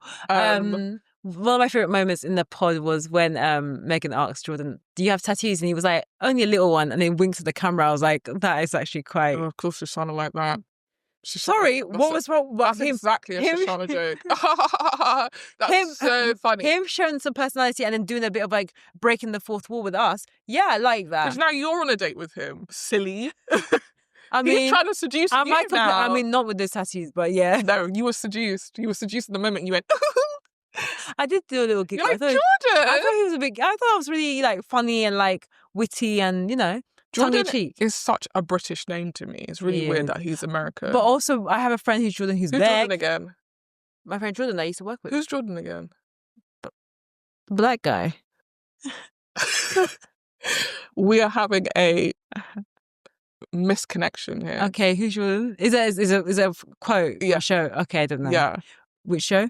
It's from, you know that YouTube dating show, If the Shoe Fits? No, okay. sorry. So Jordan from Love Island went on it. And the show is this one girl dates four of them. Yeah. And when it gets to Jordan, they're like, oh yeah, so what did you think of Jordan? And she goes, who's Jordan again? And so when anyone ever says Jordan, that's the first thing that comes to my head. Anyway. Okay. Jordan does feel like a very British, like a lot of... Yeah. And that Jordan is black as well. Okay, yeah, Jordan, he is black, yeah. Yeah, Jordan, I feel like, Jordan does feel like a black name. So when I saw Jordan White, I was But don't forget, Katie Price used to be called Jordan. Yes, she did. Never forget. Yeah. Anyway. Yeah. Sorry, completely, yeah. They end up together. Mm-hmm. She sees him. She's like, oh my fucking God. This is what I wanted. He's so attractive. He's got loads of tattoos. I love that. Yeah. He's like, yeah, she's fit. Yeah. Her energy towards him, crazy. She's like, I need him. At the honeymoon, she said that's the best sex she ever had with Jordan. Volunteered that information, by the way. No one held a gun to her head. Yeah, she all said, waterboard her out. I am getting my back blown out by this poor man. Sorry, time to explain. Jordan is a povo like the rest of us, working class, whatever the fuck. And Sparkle Meghan has made a decent amount of money and now kind of lives a life of leisure. And she's his sugar mum. Sugar mama. They both don't feel like Jordan. It's not like, I was like, Jordan has lucked out here for real, because Jordan really didn't do anything and now he's about to end up with the richest woman here. With a £2 million house. With a £2 million house that he's just walking around. Jordan's energy in that house was given, bitch, this ain't my house. But if you want to buy it, sure, I'll live with you. Yeah, exactly. It sounds great. But £2 million house where 1.5 of it is yours. And the 5 we're splitting. Maybe this your house that I live in with you. And that's also, okay. That house had like 15 bedrooms. 6, actually. Yeah, but no. It isn't even that many. But how many? One's going to be an office. Okay. One is Luca's room. Yeah. One is ours. So that's at least 3 of the rooms. Yes. One of them could be a gym since you go gym all the time. So that's 4 of the rooms. And we've got 2 spare rooms. It's just a lot of... As American people, like, they live in their big houses. It's a lot of house for, you know... Not for Sparkle Meghan. Yeah, true. Never forget that. Yeah. Anyway, Megs and Jordan, this is one of the problems. 2 problems that they have. I have a third problem, but you go. They don't have a lot of problems. Yeah. So problem number 1, their lifestyles are very different. Yeah. Problem number 2, he is a father, and Meghan seems to think that they can just go tennis and go on holiday and go on adventures, which I don't think you stop going on adventures completely, but those things take a lot of careful planning when you have a child. And he keeps trying to explain this to her. She's like, yeah. And then sort of is upset that she can't do X, Y, and Z, or that Jordan doesn't have the energy to do X, Y, and Z. And he's like, all I do is work and take care of my kid. Yeah. Which is understandable. What more do you want from me? Yeah. He's very, very grounded. Like, surprisingly grounded. He doesn't shout. No. He's not rude. mood, even when they have a disagreement. He's making a little joke here and there. Communicates quite clearly how he's feeling. It's like, yeah, you have to be forced. He's attractive. Like, she's very lucky. Yeah. Unless we're going to find out that, like, at the reunion, he, like, punches walls or something, does something. Oh, wait, hold on, pause. He does eat blended chicken breast. So that is disgusting. And again, that's actually, if you want to point to any point in this where I was like, this man is poor, that was the poorest meal I've ever seen in my entire life. I do smoothies, but that was rank. Sad. I was actually thinking about it as well. I was like chicken is not something that you can be grinding up like that. And then drinking. Like, oh. The craziest thing is that's not the first time I've seen a smoothie like that. Oh, I can't do that. That's not the first time I've seen that smoothie. But like, for you to then like live in my house when you do stuff like that is crazy. My $2 million house, like, absolutely not. You ain't gonna be smothering chicken around. Smothering chicken around. I mean, I realized as I said that was wrong, but I meant like more. You ain't gonna be blending cooked chicken. Was it cooked? I don't think it was cooked. Oh my gosh! It looked like it was frozen out the freezer. I couldn't work. I literally couldn't work out whether it was cooked, raw, frozen, not frozen. Yeah, it's rank. What are you saying is their third problem? So when they were at the pod reveal, Jordan said, "Oh, I wanted a girl with a big booty or a big whatever, how he described it, a big butt," and she was like, "Yeah, because I've got a big butt." What's the big butt in the room? Everyone keeps talking about her big butt. Yeah, even KB mentioned that she had a big butt. I'm like... She does have a nice butt, though. Can you see it? Because I'm telling you... Yeah, when they went to the beach party and she was wearing the little sarong, you can see it's a really nice shaped butt. But is it big enough for it to be called... Big? I feel like this is the thing about talking about big butts sometimes. And they cannot lie. There are big butts that are not nice to look at. True. And then there are butts that are nice to look at. True. And I think she has a butt that's nice to look at.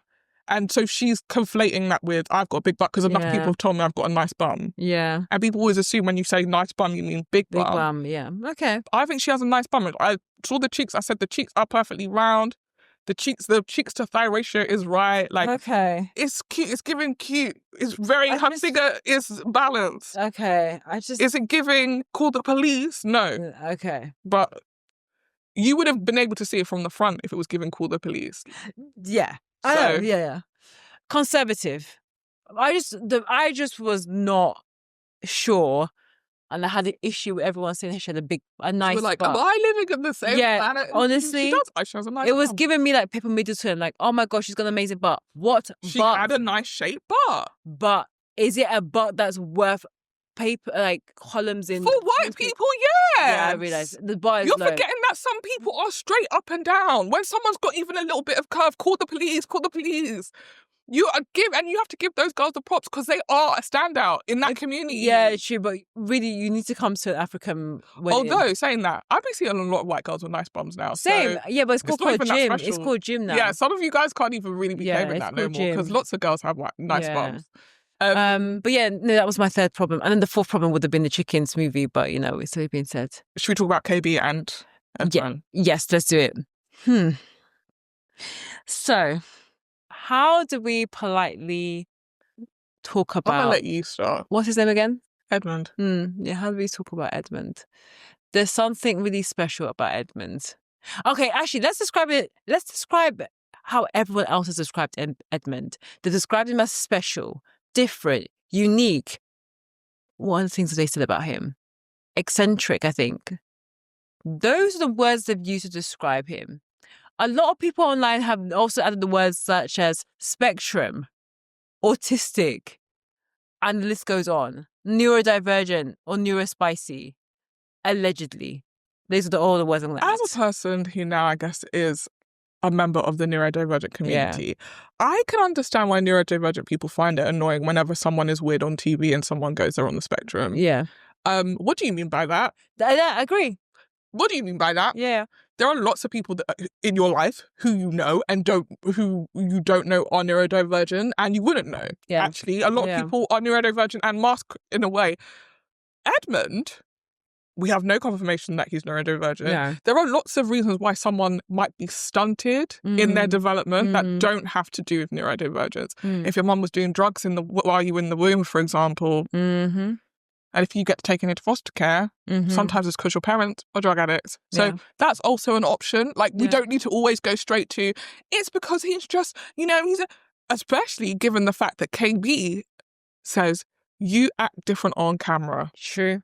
And that was what neurospicy person is able to be like, I'm going to switch on the neurospicy stuff on camera of all places. No, if I'm masking on camera and I'm freaking out off camera. And actually, to that point, I feel that there is some validity, because one thing that because he was quiet for that argument. Yeah, true. Oh, he knew not to be doing this goofy, I love you. No. Silence, right. I'm not going to apologise because I don't think I did anything wrong. Huh? So one thing I noticed when we first met Edmund, and even throughout the course of the episodes, is that Edmund has a very distinct voice. It's like squeaky. They describe him as one of those characters in this TV show, and I can't remember what he's called, like Urkel, like the nerdy. I'm too nice. I'm the nice guy, like that type of voice. Towards the end of the episodes, that voice has definitely softened. So I'm too fucking nicer. So I just wasn't sure if he was putting it on for a front, if I'll be honest. I don't know what he thought he was going to get, given that, like, who is that? Like, who are you hoping to entrap when you're performing that character? Same. I was confused that he got a baddie. KB also needs help. Yeah, true. Because what part of that screamed, this is a healthy, well-balanced man? And then after that, subsequent times, he's showing you that he's not well-balanced. He also has a very weird code of ethics. Like, okay, she was being a bit excessive in that moment, but when she says to him, if I was in the club and someone was like grabbing me, what would you do? He was like, nothing. Yeah. So he's like pulling me towards him. He's like, honestly, I would let you go. Like, this guy was really like, I'm not going, he literally says, I'm not going to risk my life. Yeah. For you. That's not an answer of someone who is a dummy and doesn't understand 1 + 1 = 2, which is the way they keep trying to sell him. Yeah. He said, I would never put your life ahead of mine. For free, he said that. Yeah. And that's only, a week in? Less than a week in? A week in. That's what you need to know. But he has the energy to get in bed with you and say, you let strangers, before I knew you, have sex with you. Yeah. But you won't let me have sex with you because I'm too nice. That was why I was so confused by his personality, because I found him one in the pods eccentric and almost a bit like an infant. Like, you could tell that some of the other guys were looking at Edmund of like this is my child, I have to look after him, kind of thing. And then outside of the pods, then sometimes he was like coming across as a bit more dominant. He knows right from wrong. He knows what he's doing. As KB turned to him and said, you ain't special and you ain't slow. You actually know exactly what you're doing. And she's just not going to take it. But one thing that I will flag is that KB is a social worker. And people have said, like, she's almost using Edmund as a project. I don't think so. Okay. I think that she is a very clear and effective communicator, which would work for someone like Edmund. I get why Edmund is drawn to her, right? Because there's no nuance. Yeah. There's no subtext. Yeah. She says exactly what it is she's looking for. Yeah. I think the reason why she's drawn to Edmund is because she maybe sees a innocence. Yeah. That she is assuming means he will be trustworthy. True. And the innocence, I think, is misguided. I think he has obviously been through a lot. Grew up in the foster system. I think that he has experienced a lot, and I think KB is like, that's what's coming out when he's upset. It's not the real him. Yeah. Deep real him is this shy, kind guy who's sensitive. Because that's how he sold himself in the pods, right? True. And so I think that's what she thinks she's going to get once she peels away these layers, or once he settles, or all of that stuff. Yeah. And what she doesn't understand is that, like, there's a lot of ugliness you can collect in that time. Like, something his mum said about, like, he always said he never was going to have kids. He always said he never was going to get married. What suddenly changed for him? True. That's made him ready to do this with you. Love is Blind experiment. Him on TV. Yeah, the way that he spoke about the fact that they hadn't had sex with the boys was, well, if I don't hit before we get married, then there's not going to be a marriage. That's very grown-up language. I mean, I need to try out the goods before. That's very grown-up marriage language. The way that he speaks to her in that final altercation where she's like, you cut me off in the car, you were rude to me in the car, we get out here, the cameras are rolling, and now you want to hug and smile on me. And he's dead. This guy's not even, he's icing her out, which is a trauma response for sure, but also deliberate and manipulative. I'm ignoring you, which I know is going to wind you up. I'm not going to give it airtime. I'm locking you out. And then when she's talking about my feelings to her, he's like, I'm not going to apologise because I don't think I've done anything wrong. And that's the problem, yeah. That to me is like, that's not a guy who's innocent, because there's a way you could have communicated that. You were like, I really don't understand what I've done. Like, explain it to me. But he's not listening. He doesn't want to know. He doesn't care that you're upset. He puts his sunglasses on while they're still mid-argument and walks off. Oh, we're going on a snow movie. I want to have fun, and you're bringing the mood down. Yeah. He's constantly, I don't know if you noticed, but he's constantly shifting the narrative. So KB is the bad guy and Edmund is the good guy. Yeah. When they were at the hoedown, oh, I wish KB would say something nice to me. I wish KB would say something nice to me. Meanwhile, we then afterwards get the full context of she asked you to help her. I really appreciate it. You said, no, I want to be on time to the fucking... Who gives a fuck? To the hoedown, yeah. To the hoedown. So you let me be frazzled. And then I still walked into the fucking party with you holding hands like nothing had happened. True. And then you have the audacity to in front of the entire group, act like I've never said nothing nice to you in your life. Yeah. Why? I don't know. Look, honestly, I'm very confused by him in general. Why? Because of the way, I think that some of his behavior is definitely a front. Because he knows how to communicate. He knows what's wrong, right versus wrong. But I don't know if he takes advantage of KB's like caring nature, and also, I don't know. I'm confused by his behavior. KB gives someone who doesn't like to give up, and I feel like that if you apply that part of you to a relationship, you're setting yourself up for failure. True. Like that's okay, fine for like a personal project or like a work thing, but to take a person and be like, I'm not going to give up on you ever. We're going to do this forever because I don't like to quit things. Crazy. Yeah. Because he will take advantage of that. Yeah, I'm going to act up. Why should I be a good person? You're not going anywhere anyway. 100%. So I don't think they're going to make it, if I'm being honest. Neither do I.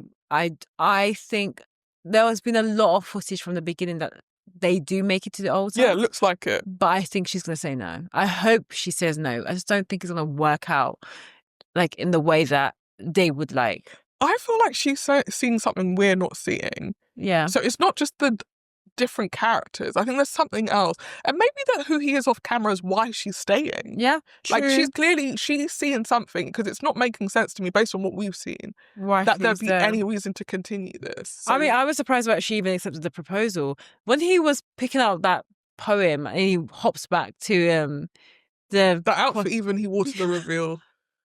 Maybe that was his game. Maybe he came on the show to be the most ridiculous person in the hopes that the woman would leave him and then he could capitalise off being like the jilted lover. Yeah, that could have been an option, yeah.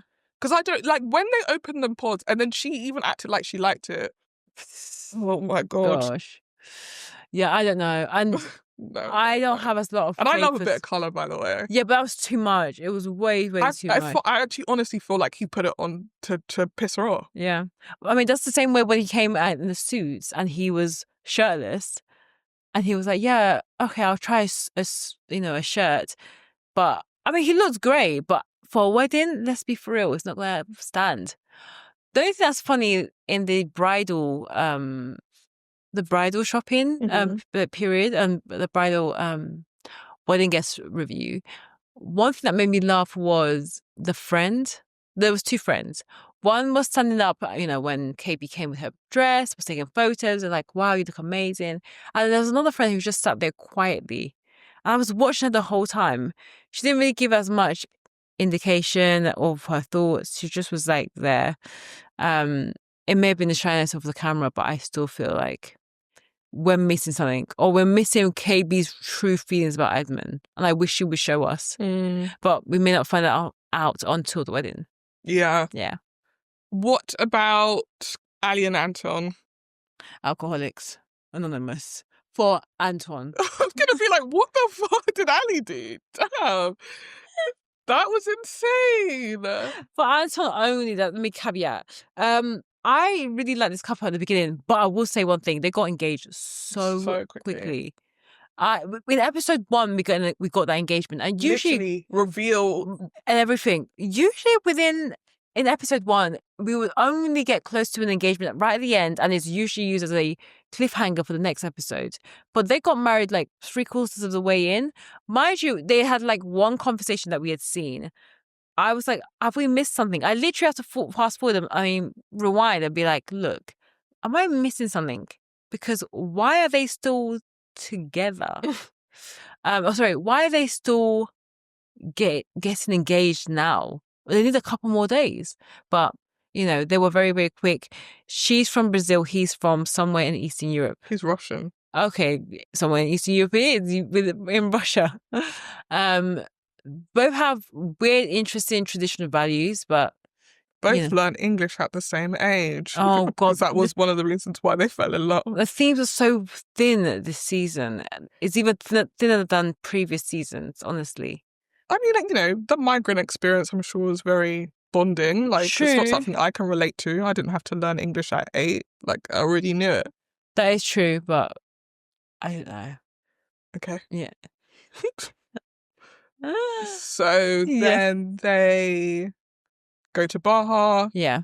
They seem like quite a strong couple. They come back. And when they come back, we learn that their schedules are similar in that they both work nights. Yeah. And like the first like kind of red flag, or at least the first hint of a red flag for Ali, was that he makes them like a steak dinner breakfast thing when they get home, which is a really nice gesture. Yeah. And then they have mimosas. I was like, oh, this is cute. Yeah. And then she said something like, oh, do you do this every morning? He was like, yeah, I have breakfast and a beer. Crap, I forgot about the beer part. And she's like, oh, okay. And at this point, he's also... So that happens, and it's just like a small moment, and they move past it. And then later on, they're talking about finances, and she wants to go back to school. And she says, when I'm studying, I don't cook or clean. And do you think you earn enough money to take care of both of us? And he says, yes, but I don't understand why we need joint account and also 2 separate accounts. Yeah. And she says, well, I don't want you to know how much money I spend on Botox. And I said, how old is she? She ain't that old. I think she's like on 30. Oh, wait, no, maybe she's like over 30, because when his mum comes round and they discuss that, if you're over 30, people start looking at you weird if you're not married, because in their culture, you could be like in your early 20s and you're expected to get married. Okay. Yeah. Well, she looks good. She does, but yeah. I was like, how old are you that you need so much Botox that you need to hide it from your husband? Like, where are we at? True. But she meets his friend. Yes. She meets his friend, and at the dinner, they're like, let's get drinks, let's get shots, let's get drinks, let's get shots. Yeah. And Ali's like, okay, we've not even finished the drinks that we have, but sure. The 2 of them are talking, reminiscing, really looking forward to the 4 of them hanging out. Ali goes to the bathroom with his friend's girlfriend. Yeah. And the friend's girlfriend, I think, she's been waiting for an opportunity to this, because she very quickly was like, so are they going to go to a strip club for the bachelor party? And she's like, strip club? And she's like, oh yeah, you don't know, your man likes to go strip club, Oh my God. Yeah, they used to go strip club all the time, drinking, strip club, party, strip club. She really was pushing this. Like, no. Your husband goes to strip club. She was like, and rains money on hoes and drinks. She really wants to get her kickback, because her lick back and her kickback, because she's probably been like, you're the bad influence on my man. 100%. Yeah. So when they get back, Ali's like, oh, I don't even know if she says something then. They go, no, because the next time you see them, they're at the hoedown. And she's acting a bit cold towards him. Yeah. Or like just a bit like, oh, like keeping an eye on him. They go back to the house now. And Ali asks, like they've got like a 6-pack of beers or whatever. No, 12-pack. The 12-pack is finished. And Ali's like, huh? Who drank all the beers? Yeah. He's like, oh, well, she said we. And he was like, oh, Patrick was around as well. She said, I had to. Yeah. And then he goes, oh, what, Patrick came down? It's like, Patrick came down and you guys drank 10 beers. That's crazy. Oh, I had some, and then Patrick had... So what had happened was when Patrick was here, I had 4. Patrick had 4. The story wasn't even making sense. So she's like, how much do you drink? Yes. And he's like, I have a beer every now and then with a movie. Like, you're making it sound like I drink loads of beers. She's like, it just makes me a bit nervous. And he's like, when I proposed to you, you agreed, you took me as I am. Hold on a second. Yes, hold up. I didn't know you was drinking every single day like that. First of all. Second of all, you're saying a beer every now and then, but you drank a 12-pack in less than a week. So it's not every now and again. It's like almost every day. On top of that, there was tequila in the fridge. But, like, Marnie, I have to say that was my favourite moment because it was like, oh, what do you mean? It's like, said, what? He's like, what's that? What's that? He literally said that. And she was like, where's tequila? It's like, basically he was like, I don't know. He said, no, he says, it's gone. Like the tequila grew legs and walked out the house. Bear in mind, in that previous scene, we'd heard him be like, let's get the tequila shots. Bitch, you drank the tequila. You drank the tequila and the 10 beers. It's actually very worrying. And also... And you got defensive immediately. People who don't have drinking problems don't have to immediately go, oh, if I can't have a drink with dinner, oh, okay, fucking shoot me in the head then. Relax. Yeah. What is also kind of worrying is that Anton's drummer, I think he's like a truck driver. He's a truck driver teacher. That's also very scary. Also, I didn't know you need to have a truck. When he gets home. It's still very concerning. I have a drink and then I go to bed. I wake up, I'm not drunk anymore. And I'm not driving the truck. I'm just teaching you how to drive the truck. But you can't even be sober to be able to guide me on how to drive said truck. I'm not guiding you. My job is to teach you how to drive the truck. Once you're in the truck, it's up to you. I don't know. That whole scene was genius, but also it added more fuel to the fire that I don't think is going to be a yes for them. Because this drinking is a worry. I hope she sees it as a worry for them. Even if she has the traditional values, even though they really want to get married, I just don't think it's going to work. It was the way he responded. Yeah. And like, it's the same with like the Joe thing. I actually do think that is a deal breaker. That would be a deal breaker for me. Yeah. I don't think I'd want to be with someone who had drank in a very different way to me. Like, drink with every meal, there's wine in the house all the time. If there's not wine in the house and you're grumpy, people come around, you're plying them with alcohol, you're trying to find reasons for people to come around so you can drink. Like, that's the beginnings of something. And it's not to say that it's going to actually develop into a problem, but that's not something I want to deal with. Mm-hmm. Nor do I have the energy to deal with it. No. If you go out once in a while and then you get blackout, I'll forgive you. If it's every month, no, I'm not doing it. And also, because I know that they have different work schedules, but when you come home from work, a beer, you're drinking first thing in the morning. Yeah, technically, you're taking your half. You're working in the night. Yeah. Even why do they teach people to drive at night? That was about the thing, because I think a lot of truck drivers do drive at night, to carry stuff from left to right, but. Not left to right. Left to right of the country. But not up and down. Never up and down. But it is weird it's at night. Because it would be during the day, ideally, but so that they can drive at night to drop the things. And also, he has a real estate business. Is he doing that at night as well? Maybe he's doing that during the day. Maybe he needs to drink just to stay alive. But mind you, when I used to drink alcohol, it used to make me fall asleep. But I do feel like you get to, when you're a functional alcoholic, you get to a point where you drink to get, like you said, to stay up. Yeah, to function. True. But anyway, what do you think? Yeah or nay for these guys? I don't know. Like, I think the drinking thing will be a problem for Ali. I think she'll end up saying no. Yeah. But who knows, we've not got time now, have we? I was like, maybe in the next episode, Anton's going to be like, I'm quit drinking. We're going straight to the weddings. Well. But they haven't even had a bachelor party. How long is this episode going to be? Because there's only one episode before the reunion. They said weddings is next week. So that I'm guessing they're like, we're not going to bother with a bachelor party. There's only 2 of you. God. Oh, there's 3 of you, actually. Maybe they will. True. Get that quickly out of the way. Let's get to the weddings. Someone mentioned something about the bachelor party. No, they've not mentioned anything about it. Yeah, it's going to be hoedown theme, but that's why. We've done a hoedown. Yeah, I think that's why Edmund was a bit pissed off. How many fucking is hoedown in? It's so popular in Colorado. I don't even know. Look, before this, Colorado wasn't really on my radar. You have to look her up. Yeah. Then they were hoedownton. Yeah. I think the last couple is Nick and Ali. Annie, excuse me, Nick and Annie. So Nick is introduced to us in a few of the later episodes in the pods, a few like later on in the pod episodes, excuse me. And I think the best way to describe Nick for me when I first met him was a bit of a player. okay. And as he's described throughout the series, it's a bit disingenuous. Because he seems to know exactly what he wants, but everything seems to be a bit more rehearsed. He's seen and speaking to two women. He's speaking to two women, Annie and Kate. And he seems to be connecting with both. He speaks to Kate as to, I can't remember what anything that's distinctive about the two of them.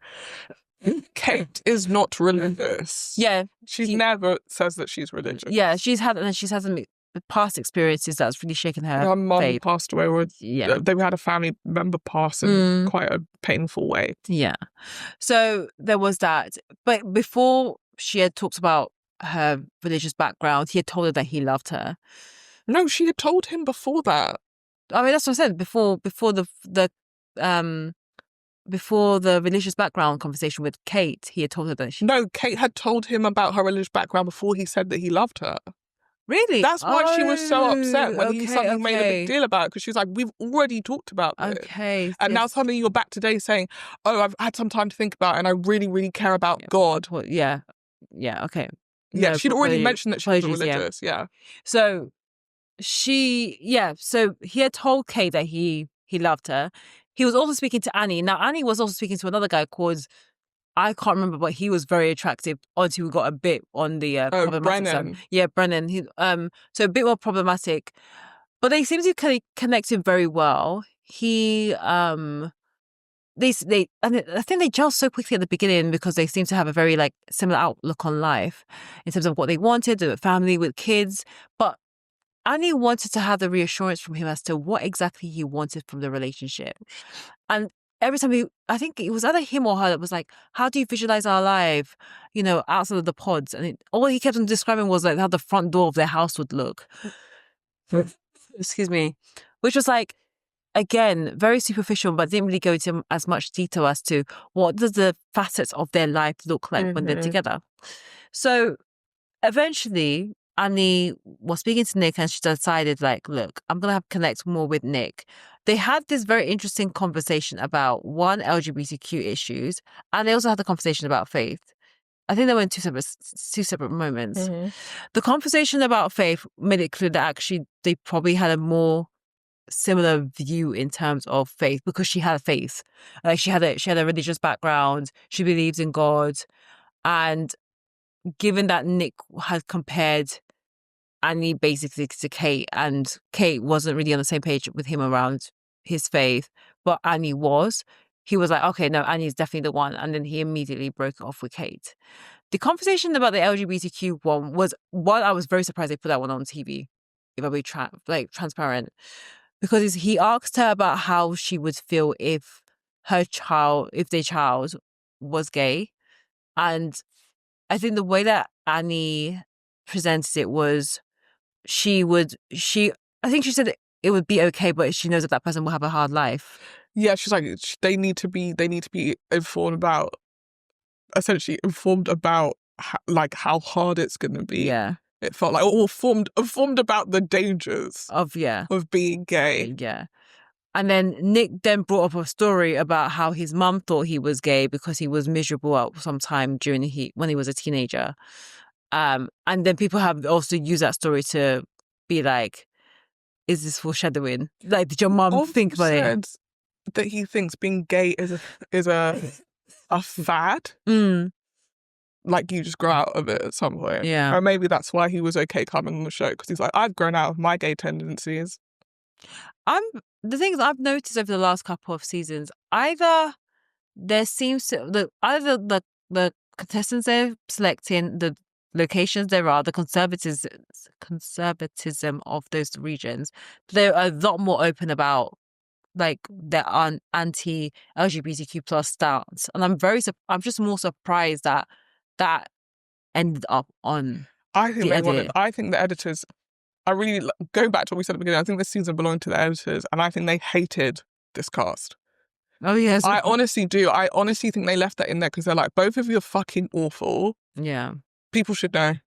Yeah. Because was anyone rooting for them from that point onwards? Not really. But I don't know if I was rooting for them before, because for me, I felt like Nick was just trying to be there to just get someone. I mean, a lot of the guys were. You could say Patrick was trying to get someone because, you know, Anna was the first pick. She left, and he was still around to be like, oh, let me go to my second pick. No, 100%. But I think he wanted to be picked. I think that the Nick thing, the disingenuousness about Nick is people don't even think he wants to be there because he wants a person. Yeah, true. He wants to be on TV, period. Yeah. But this is what I don't understand. There are so many shows you could go on. Why would you choose to go on this one where you like people come out as either heroes or villains? It's so polarizing. Yeah, true. And as calculated as you want to be, people will see through it. True. And funny enough, so he eventually picks Annie, they have their reveal. It seems to be very sweet, a lot of affection.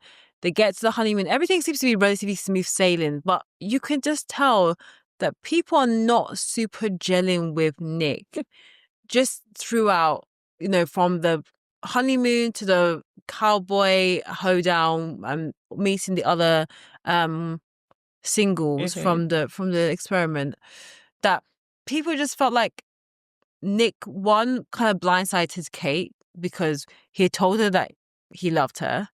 And even when he eventually apologized to Kate, that apology sounded so scripted. Yeah, it was an apology that tried very hard not to really take any blame. Yeah, exactly. And then, you know, then you have the infamous moment with Joe having a talking head where literally a piece of camera, which, you know, he couldn't even articulate how he felt, but it was very clear. He don't like Nick. He didn't want to say what he really wanted to say, is what it felt like. He didn't sound like he had anything nice to say about Nick. No. So he was trying very hard. It's literally that meme of like, do you have anything nice to say? I'm finding it. It was that. It was that. So there was that. And then they started to have these like arguments, which, perfectly honest, the most recent one that I can remember, because I think I fast forwarded one of them, but the most recent one was around alcohol. Like, Annie was wasted. Every single one has been that though. The time when they're in Baja, they're after the group thing, they come back to bed. He's getting ready for bed. Annie's in bed, and she's drunk, and they're talking, and she starts with the, you don't love me as much as I love you, and it breaks my heart. And he's like, what? Everything, and I see. This is my theory, and my theory, I've only based this theory on the episodes that have come out this week. Yeah, I honestly think off camera he was creating an environment that made her want to keep asking him for the reassurance, because it doesn't make sense otherwise. Yeah, that's probably true. It literally makes zero sense. I can't get my head around it. And so there's something about him then pulling the rug from under her and be like, yeah, I'm going, and her being like, was this your plan all along, that made me think that like maybe he really is not giving in the way that he appears to be giving on camera, because why would you get drunk every time with a man that you're happy with, and every time you're drunk you're going, you don't love me. Yeah, you don't love me though. You don't care about me. At one point I was like, is it Annie's desperate need for reassurance? Because she did similar things to Brendan. Yeah, like, oh, tell me what our life will look like. Tell me. Or is it Nick? And I think it's maybe a twofold, because I do agree. I think Nick's behavior was, I want to be on TV. He got the gun. He was like, well, crap. I didn't realize this is part of the process. Yeah, you meet a girl, you get married after 4 weeks. But in the same breath, I also was not concerned. Well, concerned to a degree about Annie and how she views men and how she views herself. I agree with you. Like, I do think she does have an abnormal like need for like a reassurance that no one can really give you, because no one's going to be able to tell you 24/7 it's you. Yeah. It's you. You are incredible. It's you. Yeah. But maybe also going back to what we were saying about Nelly, you can sometimes feel in your gut when the person is like, this is not true. Giving. Like somehow you're telling me you love me and stuff, but I don't feel it. The actions isn't matching the words. And I wonder if that is what was happening for us. It's like, I'm not feeling in my gut the truth behind the words that you're saying to me, and I can't put my finger on it. And so I get drunk, and then when I'm drunk, it's coming out. Yeah. Like I'm suddenly able to say, like, you don't love me. I don't think you love me. I don't think you love me as much as I love you. My problem with her is that, like, despite that, when he said, yeah, I'm not gonna marry you, like, please. Yeah, that was crazy. Please, no. I'm not gonna accept no. Like, you can't make 1 + 1 = 3. Watch me. Oh, my girl was still drunk.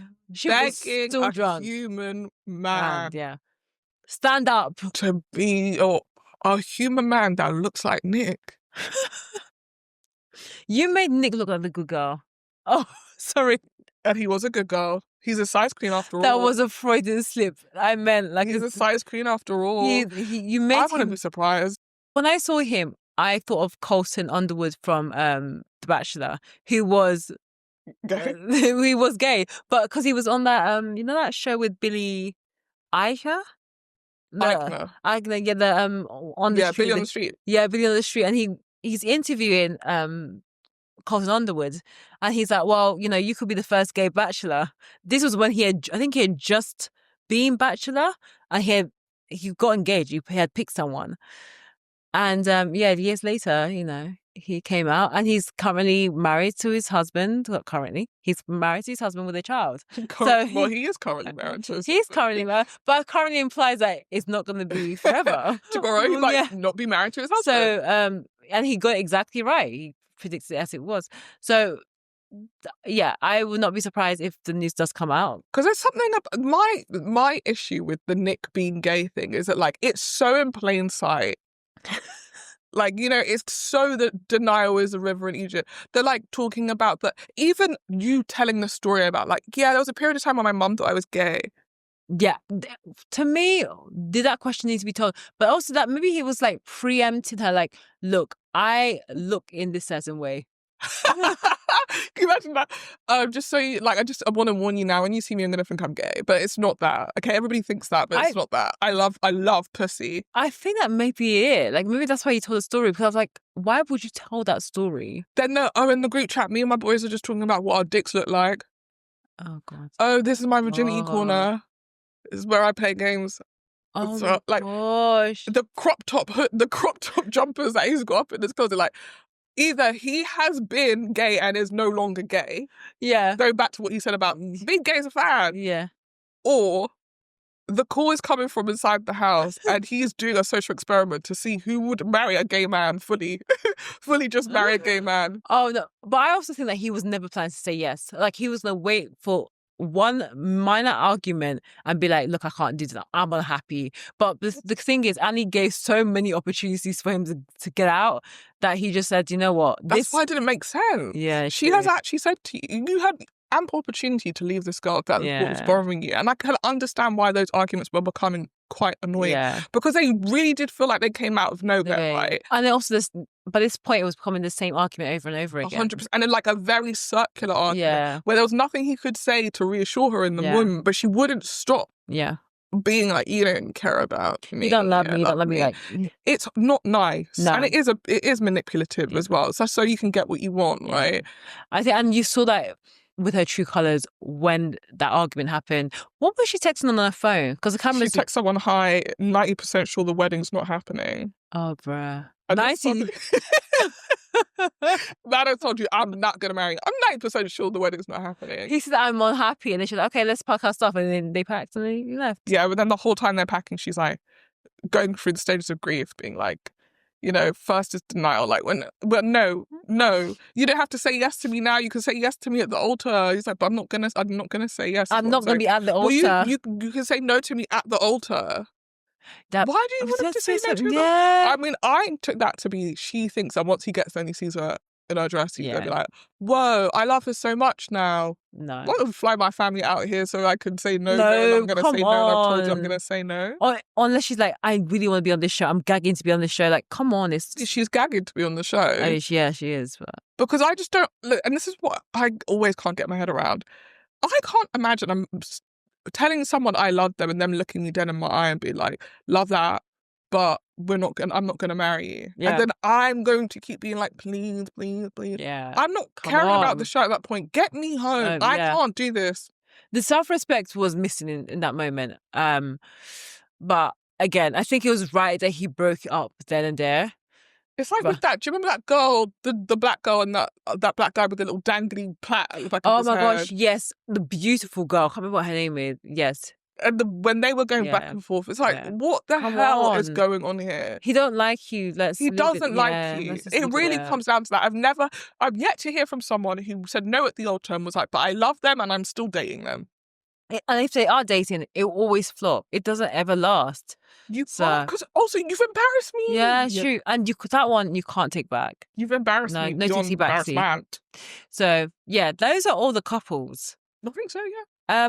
Who do you think from I think there's 3 couples left. There are 3 couples: Jordan and Megan, Edmund and KB, and Ali and Anton. Who do you think is going to say yes? Who do you think is going to say no? And who do you think will be still together by the reunion? I really don't want Megan to mess this up.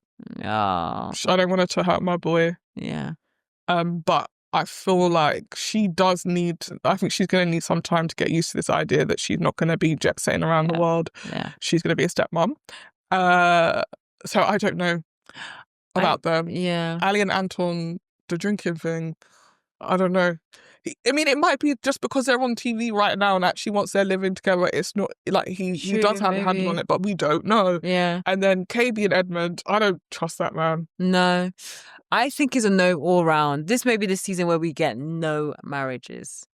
I don't think any of them will be together. And if anyone's together, it's going to be a couple that kind of mixed and matched. But I just don't have hope for this season because everyone is just in such a weird place. It's not a great season. I think as they've become more and gone more and more Midwest or Middle America, the series have got worse and worse. Justice for Jordan. Yeah, Jordan is lovely, but like he's the only one carrying the show, and he does have too many tattoos. Yeah, I agree. And all the tattoos don't make sense. He does have too many tattoos, but he is very interesting. Yeah, he is. I agree. And I love his personality. He's a funny guy. Oh, relax. Come on, fam. I like a funny guy, man. What's wrong with her eyes roll back in her head? Yeah. She's doing it right now. You need to calm down. Anyway. I'm blushing. You're an idiot. You know you're an idiot now. So yeah, we'll have to wait and see when the weddings and reunion happen. But what are we going to do next time? I think next time we will keep watching reporting on MAFS and Love is Blind. I'm going to be honest, I don't know if I like this MAFS season. I think I'm preferring MAFS. Last year was more interesting. What, Love is Blind? MAFS. Yeah, I prefer MAFS, yeah. And I said MAFS was more interesting last year than I think it was this year, than it is this year. I agree, it's more interesting. Because we had Narcissus last year. We didn't have this year. We don't have any iconic lines this year. And also there's not as many switching. Yes. There's no switching. There's no flirting. No flirting. But I think I've enjoyed this season more because it's calmer. Whereas my blood pressure was going high with some of these contestants from last year. Narcissus and the Alexes. Absolutely. Narcissus. That guy stress vaping. You can't write this stuff, okay? She just a drink in his face. She did, yeah. No, she was that was iconic. See, and that's why I feel like they've kind of reined Maeve because she is Maeve. Maeve would have like if you're casting archetypes, you kind of cast Maeve to be that person. True. And she hasn't been that person. Yeah. And if anyone's starting with anyone, it's kind of Lee at the table calling people out, which and Steven, she's dead right for. Yeah. The thing is, even when Lee came as like a bit of a blonde, a dumb blonde, a bit of a dunce, she's actually Who called her a dumb? No, I thought that she came off like when she first joined the show, she was given a bit of like dumb blonde energy. Okay. Scrap the dance part. He dance is crazy. But she did give you a bit of that blonde, like, oh my gosh. But actually, she's the only one that speaks truth. in her incredibly high-pitched voice, but she's speaking. She does sound like a little girl, but she really does have some stuff to say. She's saying the things that we all feel. She's doing the expert's work, okay? But yeah, we'll finish wrapping up, MAFS and Love is Blind. I'm hoping that by this point, MAFS would have finished. Yeah. Because... let's hope. We must. Let's cross our fingers. Because we remember last year, it just felt like it went on and on and such on. A long time. But yeah, we'll be back. And if there's anything else that we do see, we'll let you know. Exactly. And if there's anything you want us to review, let us know too. Yeah. Yeah. But yeah, this has been Scripts and Giggles with Shoshanna and Marnie. Thanks, guys. Bye. I didn't do any for the outro. You didn't. Do you want to do one now? We've said bye, but we can tack this on at the end and make everyone listen to this when they could be doing something else. I would just say that, like, if you've watched these two shows, Love is blind-sighted, but you can be close. What does blind-sighted mean? There's nearsighted, farsighted, and blindsighted. No, there isn't. I know there isn't, but what we want you to be is... So why didn't you think of it and then start talking? Why have you started talking and now you're... First-sighted. For Married at First Sight. So try it all again. So there's nearsighted, farsighted, but with Love, sometimes you're blindsighted or first-sighted. I don't Thanks, guys. I know that I do this every time, but like, blindsighted isn't a thing. If only it was a thing, but it's not. I'm trying to make a joke about sight. No, I get that. And that's the only bit that doesn't work.